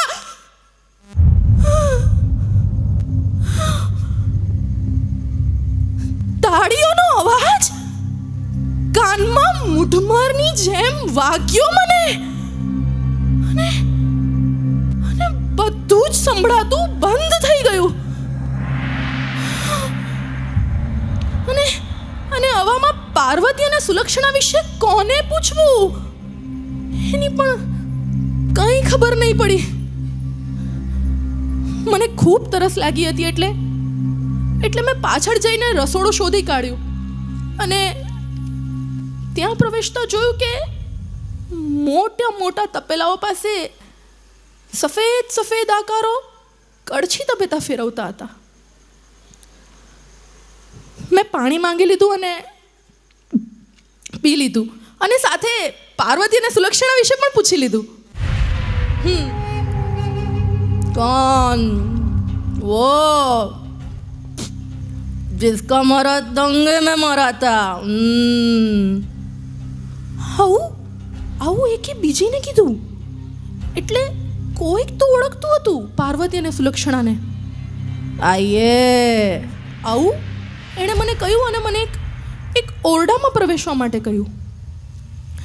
હું જેવી અંદર પ્રવેશી એવું મારું ધ્યાન આજુબાજુ જોયું અને એક તરફ ફોટાઓ, પાદુકાઓ, ચોપડીઓ, બીજી તરફ માટલું, એની બાજુમાં કાસ્કો. હું આસપાસ જોતી રહી. અહીંયાથી નીચેનો ખંડ દેખાતો હતો.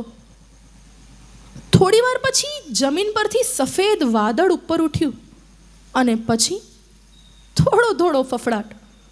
મને થયું હમણાં આવશે પાર્વતી અને સુલક્ષણા મને મળવા માટે.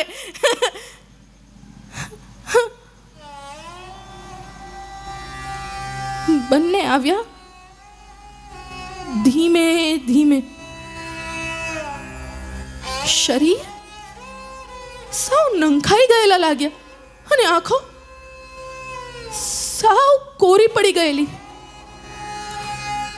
મેં થોડી હિંમત ભેગી કરી અને વારાફરતી બંનેના હાથ પકડીને પૂછી લીધું, કેમ છો? શું કરો છો અહીં આખો દિવસ? બસ ધર્મ, ધ્યાન, પૂજા, પાઠ, સ્વાધ્યાય, કીર્તન, દિવસ પસાર થઈ જાય અમારો. અને સાથે સફાઈ, રસોઈ એવું વારાફરતી કામ પણ ખરું. વચ્ચે તો રામાયણ જોયેલી, વિડીયો કેસેટ લાવેલા અને ખૂબ મજા કરેલી. થોડો ઉલ્લાસ આણીને સુલક્ષણા બોલી. પણ સુલક્ષણા બારીની બહાર જોતી રહી. આખા ઝુંડના ઝુંડ નદી ભણી જઈ રહ્યા હતા. એમનો પ્રવાહ સતત આ નાની નાની ગલીઓમાંથી નદી તરફ ઠલવાઈ રહ્યો હતો. અને એમાં પણ સફેદ રંગના આકારો વધારે હતા. પાર્વતી બોલી, ચાલો બતાવીએ તમને બધું. થોડી અનિચ્છા છતાંય એ ઊભી થઈ. જુઓ, આ રસોડું, અહીં કીર્તન થાય, કથા બેસે અને આઠમની ઉજવણી વખતે અહીં. સુલક્ષણાનું ધ્યાન વાતોમાંથી ખસી પડ્યું હતું. એણે હજુ મુનિયા વિશે કંઈ પૂછ્યું જ નહોતું. પછી પૂછે તો કોણ જાણે.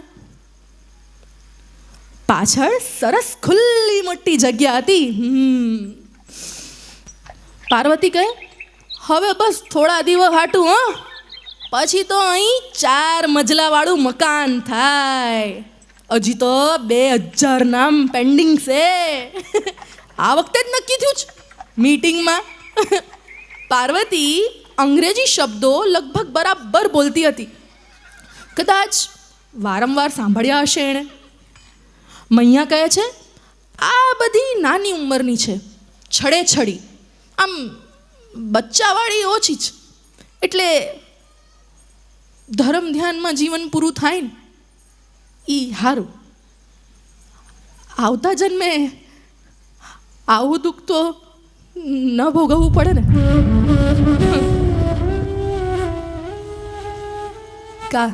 કા સુલક્ષણા, હા ને? બાકી તો અહીં બધી વાતે સારું છે. એ આખા ભગીરથી કલ્યાણધામમાં એકે અરીસો નહોતો. મને છે ને આમ જરા વાળ સરખા કરવા હતા. એમાં એવું છે ને કે મોઢા પર આપણે જરા પાવડર ચોપડી લઈએ ને તો તાજગી આવે. પણ ઓલા થેલામાં એ બધું હતું મારા. પણ મને છે ને અહીંયા જરા પથારો કરવાનો સંકોચ થઈ આવ્યો. એટલે મેં આમ વાળ જરા સરખા કરીને પીન ફરીથી મારી. પાર્વતી અને સુલક્ષણા મને જોયા કરતા હતા, તેમ છતાં એમને કોઈ નવાઈ જાણે ન લાગી. એણે પૂછ્યું, રોકાવાના નથી? મેં કીધું, ના, અમે તો ઘણા છીએ, ટૂરમાં આવ્યા છીએ. આજે જઈશ અને જો કાલે સમય હશે ને તો ફરી આવીશ. આવતીકાલે અહીંથી નેપાળ તરફ. મને થયું હું મસ્તે જ બોલી જતી હતી. દાદર નજીક ખૂણામાં એક કેશવિહીન મસ્તક માળા પર સાવ ઢળી પડ્યું હતું. જો સફેદ રંગ ન હોય તો આ આકાર અંધારામાં સાવ ભળી જાય. એક ખૂણે હાર્મોનિયમ પર એક છોકરી સાવ નાદાન લાગે તેવી ભજનના સૂર બેસાડવા મથતી હતી અને ખોટા સૂર પર આંગળી પડતા એને ખુદને જ હસવું આવી જતું. બસંતી, ચલો રસોઈ ઘર મેં. આવું એને કોઈકે બૂમ પાડી એટલે એ ઠેકડો મારીને ઊભી થઈ અને આમ તેમ જોઈને ઠાવકી ચાલે અંદરના ઓરડામાં ખોવાઈ ગઈ. જાજમ ઉપર 50 સ્ત્રીઓ સાવ થીજી ગઈ હતી. પ્લાસ્ટર ઓફ પેરિસની મૂર્તિ જ જોઈ લો. એ બધી આમ અહીં બેસીને શું કરતી હશે એ જાણવાની મને ઈચ્છા તો થઈ આવી, પણ પાસે જવાનો મને ભય લાગ્યો. કોઈ હાલતું ચાલતું જ નહોતું. એટલે હોય કદાચ. પાર્વતીએ એક આકાર ભણી આંગળી ચીંધી. મૈયા. ભારે ભારે પોપચા. ચહેરાની રેખાઓ થોથરમાં સાવ દબાઈ ગયેલી. લઈને ચાલતા તકલીફ પડે એવું શરીર અને ખૂબ ઉજળોવાન. પાર્વતી કહે, આ મૈયાની ચૂડીઓ 16 વર્ષે તૂટેલી. ચપ્પુ ભોંકેલું કહીએ એમના પતિને અને પછી ખબર પડી કે મારવાનો હતો તે તો બીજો જ કોઈ માણસ. તો પછી બીજા કોઈએ કરેલા ગુનાની સજા મૈયા કેમ ભોગવે? હું આગળ વધી અને મેં ચપ્પલ પહેરી લીધા. હું આવીને ત્યારે આ સામેની ભીત પર મારી નજર જ નહોતી ગઈ. તે હવે પડી. યમરાજ પાસેથી સાવિત્રી વરદાન મેળવે છે એવું મોટું ચિત્ર દિવાલનો ખૂબ મોટો ભાગ રોકીને પથરાયું હતું. યમરાજના હાથમાંથી વરદાનનો પીળો અને કેસરી રંગનો પ્રકાશ નીકળતો હતો. એ પ્રકાશનો રંગ એવો તો ઘટ્ટ જાડો અને ચમકતો હતો કે એની સામે ચિત્રની બીજી તમામ વિગતો પાછી પડતી હતી. સુલક્ષણાએ આખરે જરા નજીક આવીને મને પૂછી લીધું, મુનિયા કેમ છે? હવે તો મોટી થઈ ગઈ હશે ને? મને જરા વસવસો થઈ આવ્યો. એકાદ ફોટો લાવતે મુનિયાનો તો ચાલત, પણ કંઈ વાંધો નહીં, હું પાછી જઈને ટપાલમાં ચોક્કસ મોકલીશ. પાર્વતીએ હાથ હલાવ્યો. ફરી આવજો. આવી રીતે કોઈ વાર અહીંયા આવવું હોય અને રહેવું હોય તો 2-4 દિવસની વ્યવસ્થા થઈ શકશે. ભજન કીર્તનમાં તમારો સમય સારો જશે અને ગમશે તમને. હું પગથિયું ઉતરી પડી. ગલી છોડીને ફંટાવાનું થયું ને ત્યારે મેં જરા પાછળ ફરીને જોઈ લીધું. ઓટલે હજી સફેદ રંગ સહેજ સાજ ફરફરતો હતો. બરાબર ગલીના નાકે જ એક રામ નામની ચાદરવાળો માણસ તરત જ મારી સામે ધસી આવ્યો અને હું કંઈ બોલું સમજું એ પહેલાં તો ભગવાન તું મારા ભલા કરે માય કહીને મારા કપાળ પર સફેદ ચંદનનો મોટો થપ્પો ચોંટાડી દીધો. અને મેં પણ બેધ્યાન પડે સામે રાખેલા પાત્રમાં એક સિક્કો મૂકી દીધો અને ઉતારે આવીને સૌથી પહેલું કામ મેં અરીસામાં મારો ચહેરો જોવાનું કર્યું. મારો લાલ ચાંદલો એના સફેદ ચંદનના મોટા ટીકા થપ્પા પાછળ સાવ જ ઢંકાઈ ગયો હતો.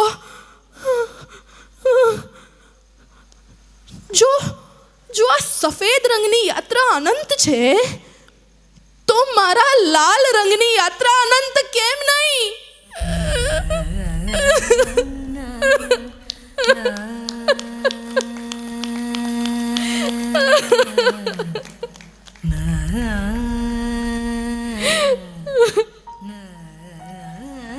ચારેય દિશાથી થઈ બિચારી સફેદ ટપકા ઓઢીને ઊભેલી એકલી નારી, અજવાળાની શોધમાં નીકળેલાઓ રહ્યા વિચારી કે શું આ રાત વધુ અંધારી છે કે પછી આ ગલી વધુ અંધારી.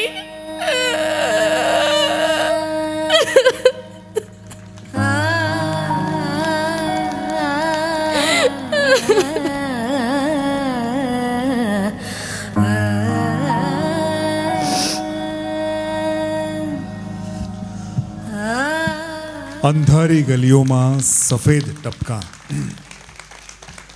પરથી હું ફૈઝલભાઈ બકીલીનો આભાર માનું છું. આ પ્લીઝ અહીંયા મંચ પર આવો, ફક્ત 1 મિનિટ માટે. એટલા માટે બોલાવું છું કારણ કે આ જે પણ ઉપક્રમ અહીંયા ગોઠવાયો છે એમાં સૌથી મોટી પરામર્શક તરીકેની ભૂમિકા ફૈઝલભાઈએ નિભાવી છે, ઘણા બધાએ નિભાવી છે, તમારી આખી ટીમે નિભાવી છે. તમને બધાને બોલાવો, તમારી આખી ટીમને બોલાવો.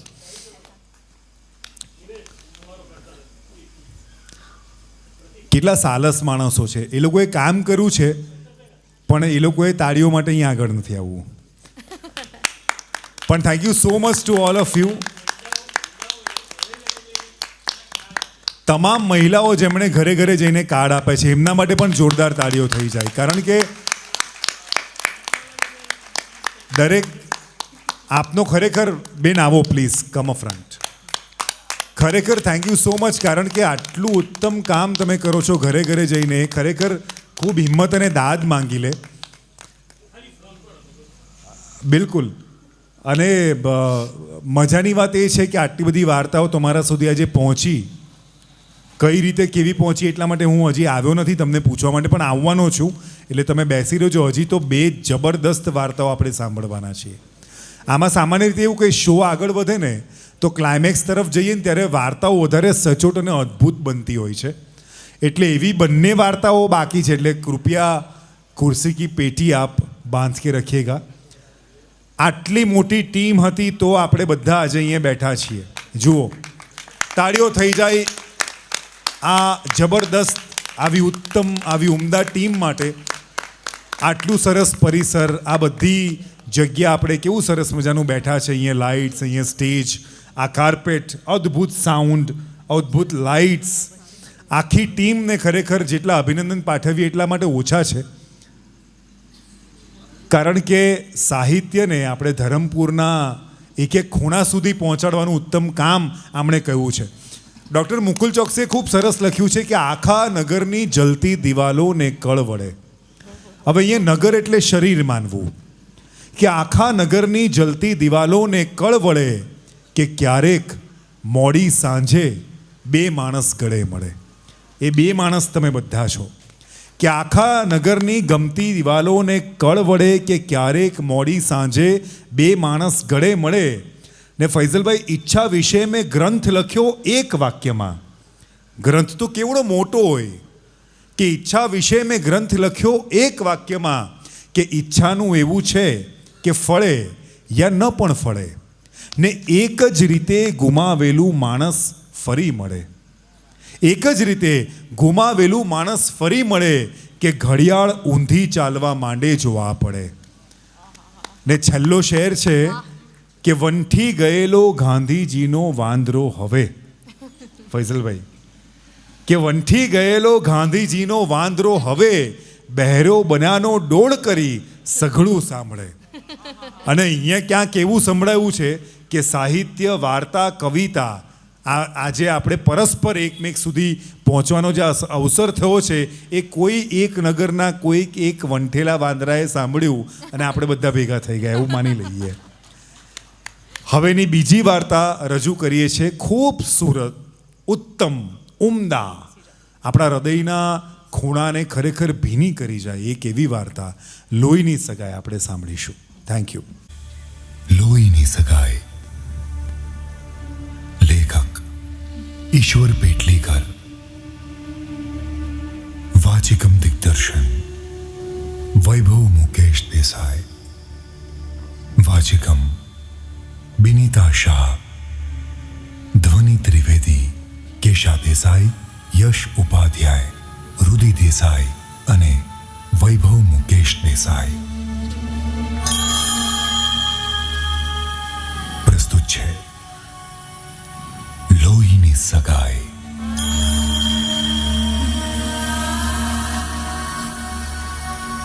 મંગુને ગાંડાના દવાખાનામાં મૂકવાની સલાહ લોકો અમૃત કાકીને આપતા ત્યારે એમની આંખમાં જળજળિયા આવી જતા અને દરેકને એ એક જ જવાબ આપતા, હું માં થઈને ચાકરી ન કરી શકું તો આ દવાખાનાવાળાને શી લાગણી હોય? ખોડા ઢોરને પાંજરા પોળમાં મૂકી આવવા જેવું જ કહેવાય ને એ તો. અમૃત કાકીની આ ગ્રંથિ જાહેર થઈ ગયા પછી કોઈ એમને એવી વાત કરતું નહીં. જન્મની ગાંડી અને મૂંગી દીકરીને એ રીતે ઉછેરતા, ચાકરી કરતા, લાડ લડાવતા કે પ્રત્યક્ષ જોઈને લોકો એમના વખાણ કરતા કે આવી રીતે ગાંડી દીકરીને તો અમૃત કાકી જ ઉછેરી શકે. બીજાને ઘેર હોય તો એને બિચારી ભૂખી તરસી ક્યારની મરી ગઈ હોય ને જો જીવતી એ હોય તો આવું રૂષ્ટપુષ્ટ શરીર તો ન જ હોય. મંગુ સિવાય અમૃત કાકીને 3 સંતાનો હતા, 2 દીકરા અને 1 દીકરી. દીકરા ભણી ગણીને શહેરમાં ધંધે વળગ્યા હતા, દીકરી પરણીને સાસરે ગઈ હતી. અમૃત કાકી તો જાણે 3 સંતાનોને વિસરી ગયા હોય એમ એમનું સમગ્ર માતૃત્વ મંગુ ઉપર અભિષેક કરતું હતું. અને રજામાં દીકરાઓ અવારનવાર ઘેર આવતા ત્યારે એમનું ઘર બાળ પૌત્ર પૌત્રીઓથી ખિલખિલાટ હસી ઉઠતું. છતાં દાદીમા તરીકે અમૃત કાકી હરખ પદુડા થઈ જતા નહીં. ભાગ્યે જ બાળકોને તેડતા, રમાડતા કે લાડ કરતા. માના આ વર્તન વિશે દીકરાઓને તો કંઈ ખાસ લાગતું નહીં, પણ વહુઓ સમસમી જતી. બંને વહુઓ પતિની આગળ એક જ ફરિયાદ કરતી, દીકરાના બાળકો એમને દીઠા ગમતા નથી અને ગાંડા હીરાને છાતીથી અળગો નથી કરાતો. માતૃત્વની લાગણીમાં ખેંચાઈ વહુઓ અમૃત કાકીને અન્યાય કરી બેસતી એટલું જ. બાકી દીકરીના બાળકો પ્રત્યે પણ એમનું વર્તન એવું જ હતું અને એ કારણે તો વહુ પતિ આગળ બબડીને જતી રહેતી, પણ દીકરી તો માને મોઢે જ સંભળાવી દેતી. આ મંગુને ખોટા લાડ લડાવીને તે જ વધારે ગાંડી કરી મૂકી છે. ટેવ પાડીએ તો ઢોરને ઝાડો પેશાબ ક્યાં કરાય ને ક્યાં ન કરાય ને એનું ભાન આવે. તો 12 વર્ષની છોડી ગમે તેટલી ગાંડી હોય પણ ટેવ પાડી હોય તો શું ભાન ન આવે? એ મૂંગી છે, કઈ બેરી નથી કે આપણી વાત કાને ન ધરે. ભૂલ કરે તો 2 લપડાક ચોડી દીધી હોય તો બીજી વખત તરત ભાન આવે. દીકરી આગળ કંઈ બોલે એ પહેલા જ અમૃત કાકીની આંખો વરસવા માંડતી. દીકરીનું હૈયું પણ ભરાઈ આવતું, પણ કાળજુ કઠણ કરીને મનનો ડૂમો કાઢી નાખતી. તું જાણે છે કે એને લાડ લડાવી સુખી કરું છું, પણ યાદ રાખજે તું જેની સાચી વેરણ છે. તું કઈ કાયમ નથી બેસી રહેવાની. ભાભીઓને પનારે પડશે ને ત્યારે રોજ એના મળ મૂત્ર ધોવા જેટલી આડ પંપાળ નહીં કરે અને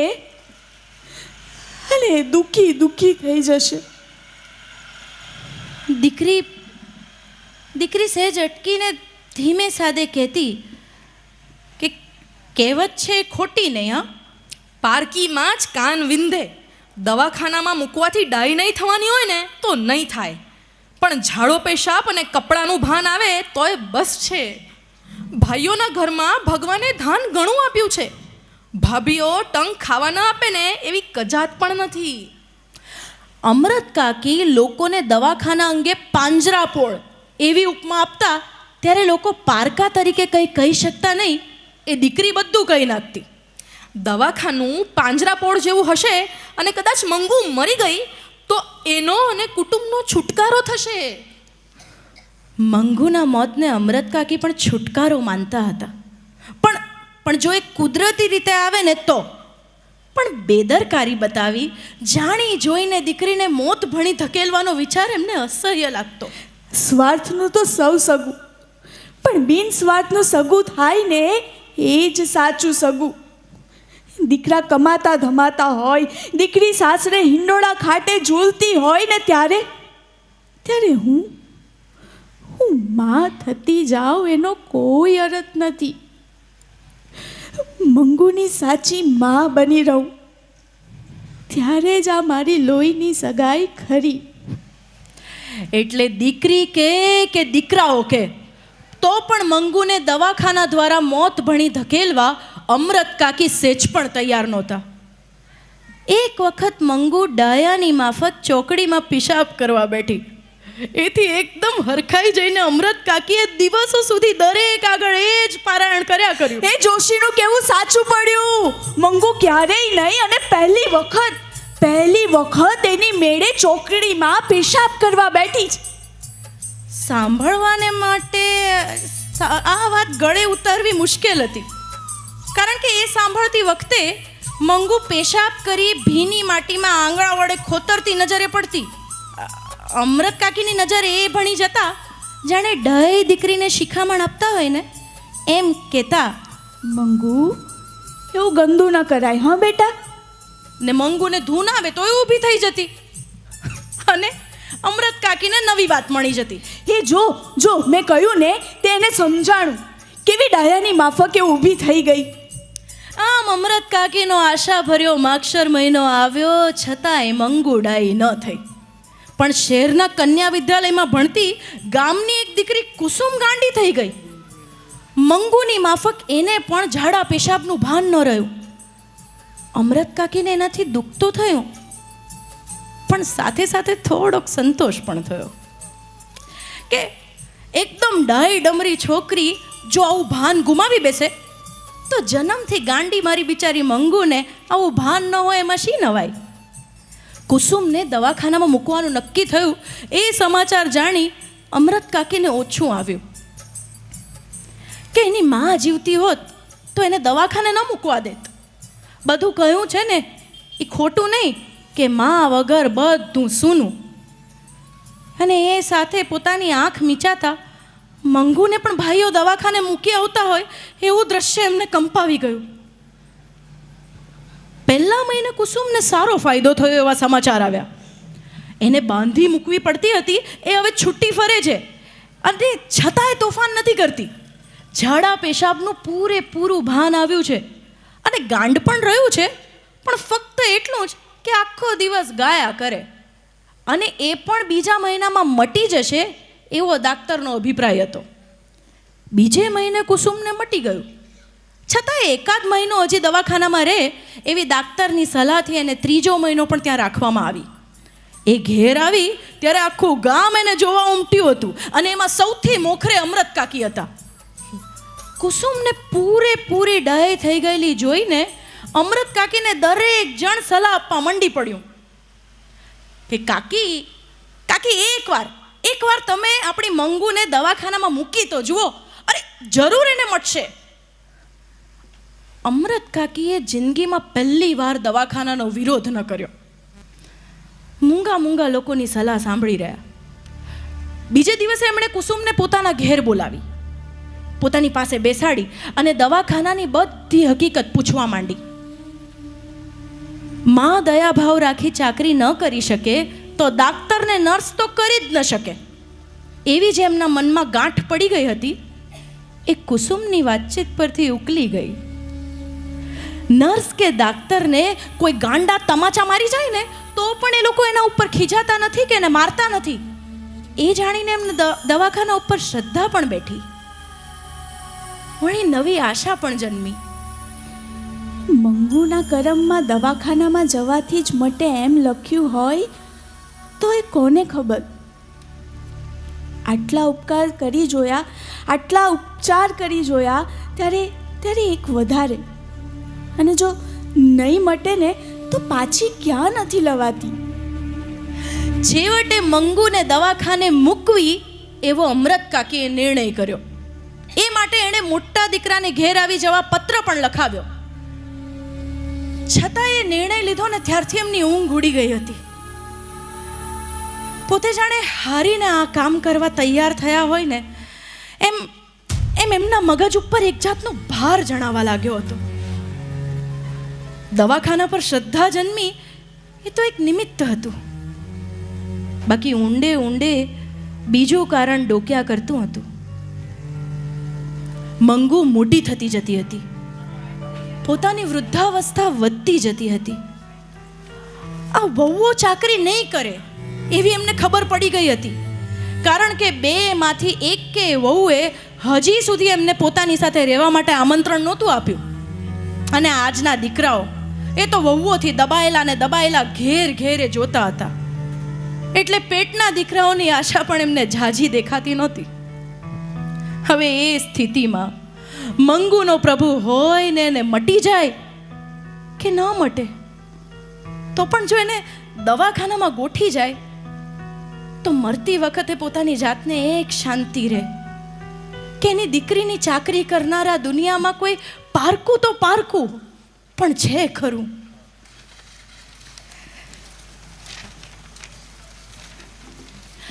અમૃત કાકી જો એકલા હોત ને તો દીકરાને માઠું લાગવાની બીક ન હોત તો વળતી ગાડીમાં મંગુને લઈને પાછા ઘેર ફરી ગયા હોત. પણ બીજો ઉપાય નહોતો.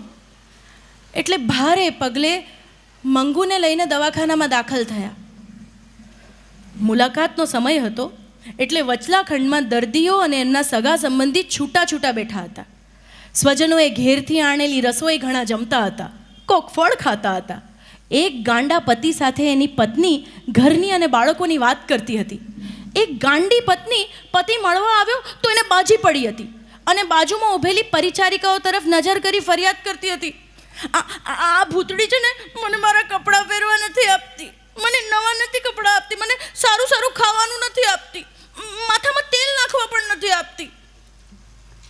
અમૃત કાકી એ વખતે પરિચારિકાઓ તરફ જોઈ રહ્યા હતા.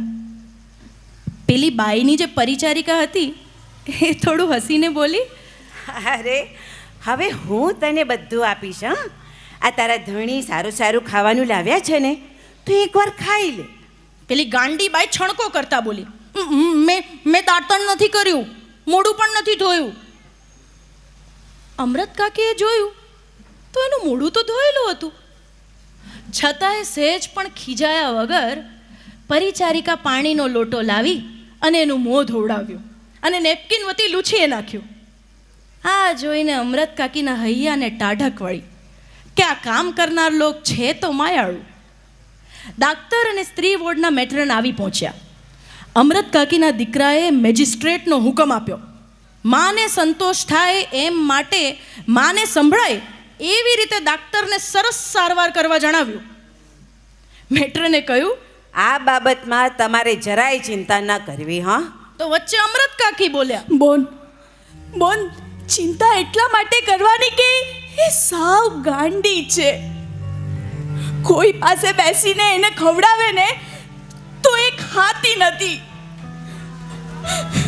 આટલું બોલતા બોલતા એમનો કંઠ ભરાઈ આવ્યો. બાકીનું વાક્ય અધૂરું રહી ગયું. દૂર ઊભેલી પરિચારિકાઓ નજીક દોડી આવી અને એક બોલી, અરે બા, તમે કોઈ જાતની ચિંતા કરશો નહીં. હા, અરે અમે એને મોંમાં કોળિયો ગાલીને ખવડાવીશું.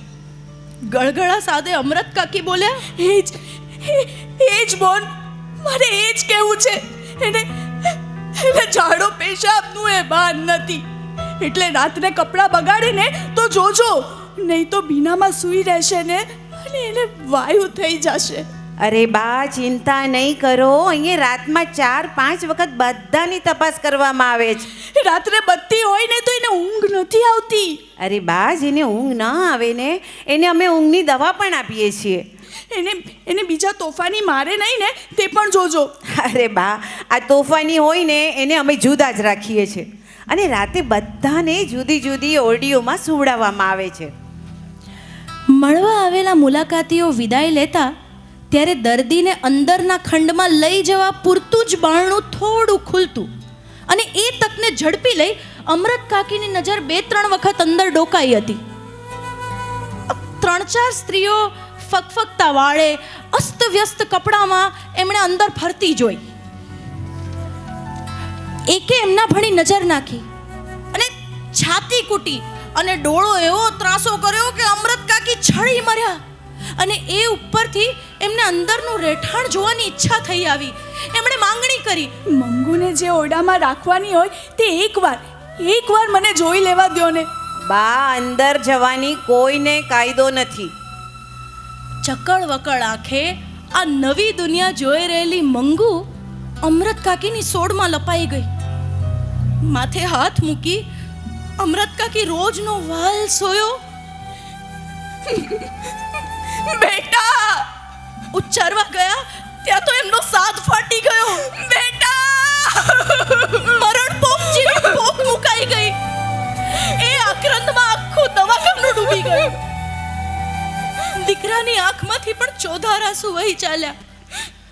આવા રોજના દ્રશ્યોથી ટેવાઈ ગયેલા ડાક્ટર, મેત્રન અને પરિચારિકાઓના હૈયા પણ ભરાઈ આવ્યા. દિવાલો પણ ધ્રુજી ઉઠી કે આટલું લાગણી ભર્યું કોઈ ગાંડાનું સ્વજન આજ દિન સુધી આ દવાખાને આવ્યું નથી. અને પરિચારિકા હાથમાંનો રૂમાલ ફરકાવી મંગુનું ધ્યાન પોતાના તરફ ખેંચી બોલી, લે લે જોઈએ છે ને તારે અહીંયા. એ રૂમાલ પકડવા માની સોડ ત્યજી મંગુ એકદમ ઊભી થઈ ગઈ.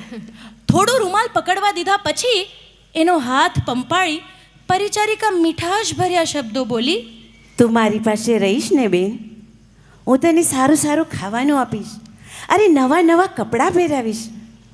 મંગુ એના મોં સામે તાકી રહી હતી એટલે એક ક્ષણનો ઉપયોગ કરી લેતા, ચાલ આપું એમ કહીને એનો હાથ પકડી આગળ કરી પેલું અધખોલું બારણું જરાક ખોલ્યું અને મંગુને ગળી ગયું. કાળજું કંપી જાય તેવી ચીસ અમૃત કાકીએ ફરી નાખી, મંગુ!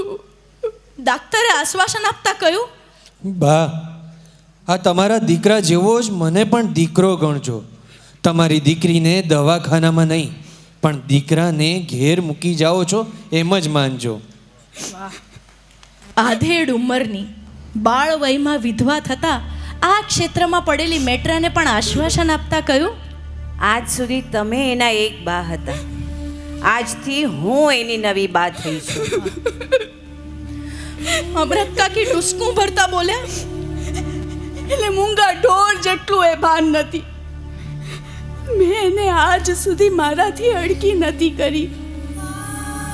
એ કુસુમને તમારા દવાખાનામાં સારું થયું ને એટલે મેં કાળજું કઠણ કરીને એમનો કંઠ રૂંધાઈ ગયો. અરે બા, એ કુસુમ જેવી જ આ પણ થોડા વખતમાં ડાઈ થઈ જશે. અમૃત કાકીનું ડુસકું શમ્યું છતાં એમની નજર પેલા બંધ બારણાને વીંધી મંગુ ઉપર મંડાયેલી હતી અને મંગુએ જાણે એમને યાદ દેવડાવ્યું હોય એમ એ બોલ્યા, એ લુખ્ખો રોટલો નથી ખાતી. હા, સાંજે વાળુમાં રોટલો દૂધમાં ચોળીને આપજો. દૂધ ન હોય ને તો દાળમાં. અમૃત કાકીની કરુણ આંખ ભણી નજર મેળવવાની મેટ્રનની શક્તિ પણ લુપ્ત થઈ ગઈ હોય એમ એ નીચી દ્રષ્ટિ રાખીને બોલી, સારું. એને દહીં બહુ ભાવે છે. દરરોજ ના બને ને તો બીજે ત્રીજે દાડે આપજો. એનું વધારાનું જે કંઈ ખર્ચ થશે ને તો અમે આપી દઈશું. અને એની જે કાળજી કરશે ને એને અમે રાજી રાખશું. અમૃત કાકી અને દીકરો મંગુને મૂકી દવાખાનાની બહાર નીકળ્યા ત્યારે બંનેના મોઢા પર શોકના વાદળ છવાયેલા હતા. મૂંગા મૂંગા બંને બહાર ઊભેલી ઘોડાગાડીમાં બેસી વિદાય થયા. ગાડીના ડબ્બામાં પગ મૂકતા અમૃત કાકીને સાંભળી આવ્યું, દવાખાનામાં સૂવા માટે ખાટલો હશે કે નહીં? એ મંગુ નીચે નથી સૂઈ રહેતી, એટલે જો ખાટલો નહીં હોય ને તો એને નહીં ફાવે. પોતાને અંદર જોવા જવા દીધી હોત તો ભાડવડી કરવાનું રહી ન જાત. ઓરડીમાં ખાટલો ન જુવત એટલે તરત સાંભળી આવત. દવાખાનામાં કામ કરનાર લોકો માયાળુ છે, ભલા છે એવી અમૃત કાકીને ખાતરી તો થઈ હતી, પણ એમને અંદર ન જવા દીધા હતા એટલે વસવસો રહી ગયો હતો. આપણને નહીં ગમે ને એવું હશે એટલે જ અંદર નહીં જવા દેવાનો કાયદો કર્યો હશે. અને એને ટેકો આપતું પેલું અધખોલું બારણું ભૂતની માફક ભમતી ગંદી જથર વથર અને ભૂખે મરી ગઈ હોય તેવી બિહામણી ગાંડી સ્ત્રીઓ એ સાથે અમૃત કાકીને ન જોવાથી રડતી મંગુ એવો એમને સાદ સંભળાયો અને એમની આંખમાંથી આંસુ ચાલ્યા. બાજુમાં બેઠેલી સ્ત્રીએ પૂછપરછ કરી, કાં બા, કેમ રડો છો? કોઈનું મૈણું થયું છે? રાત્રે 11:15 વાગે ઘેર આવ્યા ત્યારે એમની વાટ જોતી પાડોશણ એ જેમની પિતરાઈ થતી હતી એ જાગતી હતી. એણે છે ને એમના માટે રસોઈ કરી રાખી હતી, પરંતુ બંને જણાએ વાળું કરવાની ના કહી. સ્વજનના મરણનો ઘા તાજો હોય ને ત્યારે જેમ આગ્રહ કરનારની જીભ ન ઉપડે એમ પડોશણે પણ ખેંચતાણ ન કરી. અમૃત કાકીના અંતરમાં એક જ તંબુરો વાગી રહ્યો હતો. મંગુ અત્યારે શું કરતી હશે? પડે પડે એ જ વિચાર એમના હૈયાને વીંધી રહ્યો હતો. કેટલી ઠંડી છે, એને ઉડાડ્યું હશે કે કેમ? પેશાબ કરી પલાળ્યું હશે ને તો ઘાઘરી અને પાથરણું બદલ્યા હશે કે જાણે જાણે મંગુ એમનો બોલ સાંભળવાની હોય એમ એ બબડ્યા. બેટા બેટા પેશાબ ન કરતી, હ ઓઢાડેલું કાઢી ન નાખતી. આ શબ્દો એ સૂતી વખતે કાયમ ઉચ્ચારતા, છતાં મંગુ એનો અમલ કરતી નહીં. રાતે એણે પેશાબ કર્યો હોય તો એની ઘાઘરી એની પથારી એ બદલી નાખતા. મંગુ મોટી થઈ ગઈ હતી છતાં એને પોતાની ભેગી સુવાડતા, જેથી એ પેશાબ કરે તો પોતાને તરત ખબર પડે અને એ જાગી જાય તો મારી મંગુએ ભીનામાં સૂઈ ન રહેવું પડે. અમૃત કાકીને પોતાને પણ એના વગર પથારી સૂની સૂની લાગતી હતી. મનમાં થયું, મારા ભેગી સુવા ટેવાઈ ગયેલી એને ઊંઘ આવી હશે. એ સાથે એની આંખો બાવરી બનીને જાણે પોતાને શોધતી હોય ને એમ એમને દેખાયું. ઈસ પર કપાળ કૂટ્યું. હું માં થઈને એને દવાખાનામાં હડસેલીને આવતી રહી. એમનાથી ડૂસકું ભરાઈ ગયું. બહારના ખંડમાં સૂતેલા દીકરાને પણ ઊંઘ ન આવી હતી. માં કરતા છે ને એને 100માં ભાગની લાગણી પણ મંગુ માટે નહોતી, પણ છતાંય છાતી ઉપર જાણે વેદનાનો કાઢો મીંઢ પથ્થર મુકાઈ ગયો હોય ને એવું એને લાગતું હતું. માના ડુસકા સાથે એની આંખમાંથી પણ આંસુ વહેવા લાગ્યા. આ મંગુનું ગયાનું દુઃખ મને આટલું બધું થાય છે તો માને શું થતું હશે? માના હૈયાનું માંસ વેદના કેવી ક્રૂર રીતે ચૂથી રહી હતી. આ માનું શું થતું હશે તેનો સાક્ષાત્કાર જીવનમાં પહેલી વખત મને થાય છે. એનું હૈયું પોકારી ઉઠ્યું. માનું આ દુઃખ કોઈ પણ ઉપાય ટાળવું જોઈએ. અરે દીકરો થઈને આટલું હું ન કરી શકું તો મારું જીવતર ધૂળ છે. અને એ સાથે જ એના અંતરે પ્રતિજ્ઞા કરી, હું મંગુને જીવતા સુધી સારી રીતે પાડીશ. અરે એના મળમૂત્ર ધોવા તૈયાર નહીં થાય મારી બૈરી તો હું ધોઈશ, પણ બધું મંગુનું કામ હું કરીશ. બસ આ વાત સાથે એની છાતી પર મુકાયેલો વેદનાનો કાળો મીંઢ પથ્થર જાણે ખસી ગયો. જો અમૃત કાકી બીજું ડૂસકું ભર્યું હોત ને તો દીકરો તરત જ એ ઘડીએ માની પાસે જતે અને એને પોતાની પ્રતિજ્ઞા સંભળાવી દેત. પણ માનો અવાજ આવ્યો નહીં એટલે એને થયું કે માની આંખ લાગી ગઈ હશે, અને એટલે દીકરો પણ પડખું ફરીને સૂઈ ગયો. વહેલી પરોઢે ઘંટીનો અને વલુણાનો મધુરો અવાજ ગામમાં ગૂંજી રહ્યો હતો, અને ત્યારે ગામ આખાને વીંધી નાખે એવી ચીસા ચીસ અમૃત કાકીએ કરી મૂકી. દાજો ને દાજો! મારી મંગુને મારી નાખી. મારી મંગુને મારી નાખી. દીકરો ખાટલામાંથી ઉછળી પડ્યો.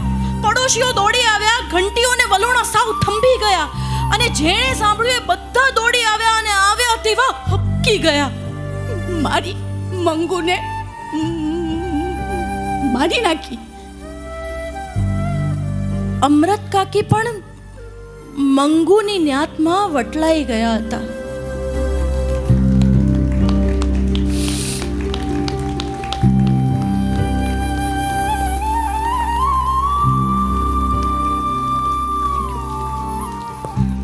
આટલી સંવેદનશીલ વાર્તાઓ સાંભળ્યા પછી કશું બોલવાનું મન નહીં થાય, પણ આપ ઘણા બધા લોકો બેઠા છો, આપે અમને સાંભળ્યા, પણ અમને પણ ઈચ્છા હોય કે અમે તમારામાંથી કોઈકને સાંભળીએ. જે પણ વાર્તાઓ તમે સાંભળી છે એ સાંભળ્યા પછી તમને કેવું લાગ્યું એવું કોઈ કહેશે અમારી સાથે શેર કરશો પ્લીઝ. અમને કોઈની ખૂબ ઈચ્છા છે? ગમશે. ફૈઝલભાઈ. ખાસ તો સ્ત્રીઓને વિનંતી છે, કારણ કે સ્ત્રીત્વની ઉજવણી વાર્તાના શબ્દે શબ્દે થઈ છે. તો ખરેખર પ્લીઝ એમને કોઈ માઇક. અચ્છા, મુકેશ જોશીની કવિતા. હા, એ બિલકુલ હું કહીશ. કવિતા લખી છે, તમારા બધા સાથે શેર કરું છું. મા વિશેની છે. એટલે દીકરા માટે મા શું હોય? તો કે મંદિરમાં ન જાય પરંતુ સ્કૂલના ચક્કર રોજ લગાવે. કે મંદિરમાં ન જાય પરંતુ સ્કૂલના ચક્કર રોજ લગાવે. મમ્મી સ્કૂલે મૂકવા આવે, સાંજે પાછી લેવા આવે. કે ટિફિન આપે, દફતર આપે, મીઠી મીઠી પપ્પી આપે. માં કેવી હોય? કે ટિફિન આપે, દફતર આપે, મીઠી મીઠી પપ્પી આપે. વાલ ભરેલી જાદુગરણી, જાદુની બે ઝપ્પી આપે. કે લેસન કરતો ત્યારે મારી સામે જોતી એવું કંઈ. લેસન કરતો ત્યારે મારી સામે જોતી એવું કંઈ કે એ મારું આકાશ હોય ને હું એનું પારેવું કંઈ. કે રોજ ઘસાતી મમ્મી જોઈ હૈયું મારું ખૂબ રડે. રોજ રોજ ઘસાતી મમ્મી જોઈ હૈયું મારું ખૂબ રડે. મમ્મી જો સ્કૂલે જાય તો એને મૂકવા જવાની મજા પડે. કે એક દિવસ તો હું પણ મારી મમ્મીને મૂકવા ચાલ્યો. કે એક દિવસ તો હું પણ મારી મમ્મીને મૂકવા ચાલ્યો. શાંત પડેલા પપ્પા સાથે કશે કહું ધ્રુજવા ચાલ્યો. કે સફેદ કપડાં ટોળે ટોળા મમ્મી કશું બોલે નહીં. સફેદ કપડાં ટોળે ટોળા મમ્મી કશું બોલે નહીં. રડતો તો હું એની સામું આંસુ મારા લૂછે નહીં. કે મમ્મી એની સ્કૂલે ગઈ છે, પપ્પાજી સમજાવે રે. કે મમ્મી એની સ્કૂલે ગઈ છે, પપ્પાજી સમજાવે રે. તો સાંજે સ્કૂલો છૂટી જાય છે, પાછી કેમ ના આવે? કે ટિફિનમાં શોધું છું એને, દફતરમાં હું શોધું છું. ટિફિનમાં શોધું છું એને, દફતરમાં હું શોધું છું. પૂજા ઘરમાં, રસોઈ ઘરમાં, ખૂણે ખૂણે શોધું છું. હવે બીજાની મમ્મીમાં હું મારી મમ્મી જોઉં છું. ને ઈશ્વર જેવો સાવ એકલો છું. ને હું પણ રોઉં છું. હું પણ રોઉં છું. હું પણ રોઉં છું. આ તાકાત છે માની, આ તાકાત છે માતૃત્વની. આવતીકાલે વર્લ્ડ વિમેન્સ ડે છે. એકવાર જોરદાર તાળીઓ થઈ જાય સૌ સ્ત્રીઓ માટે.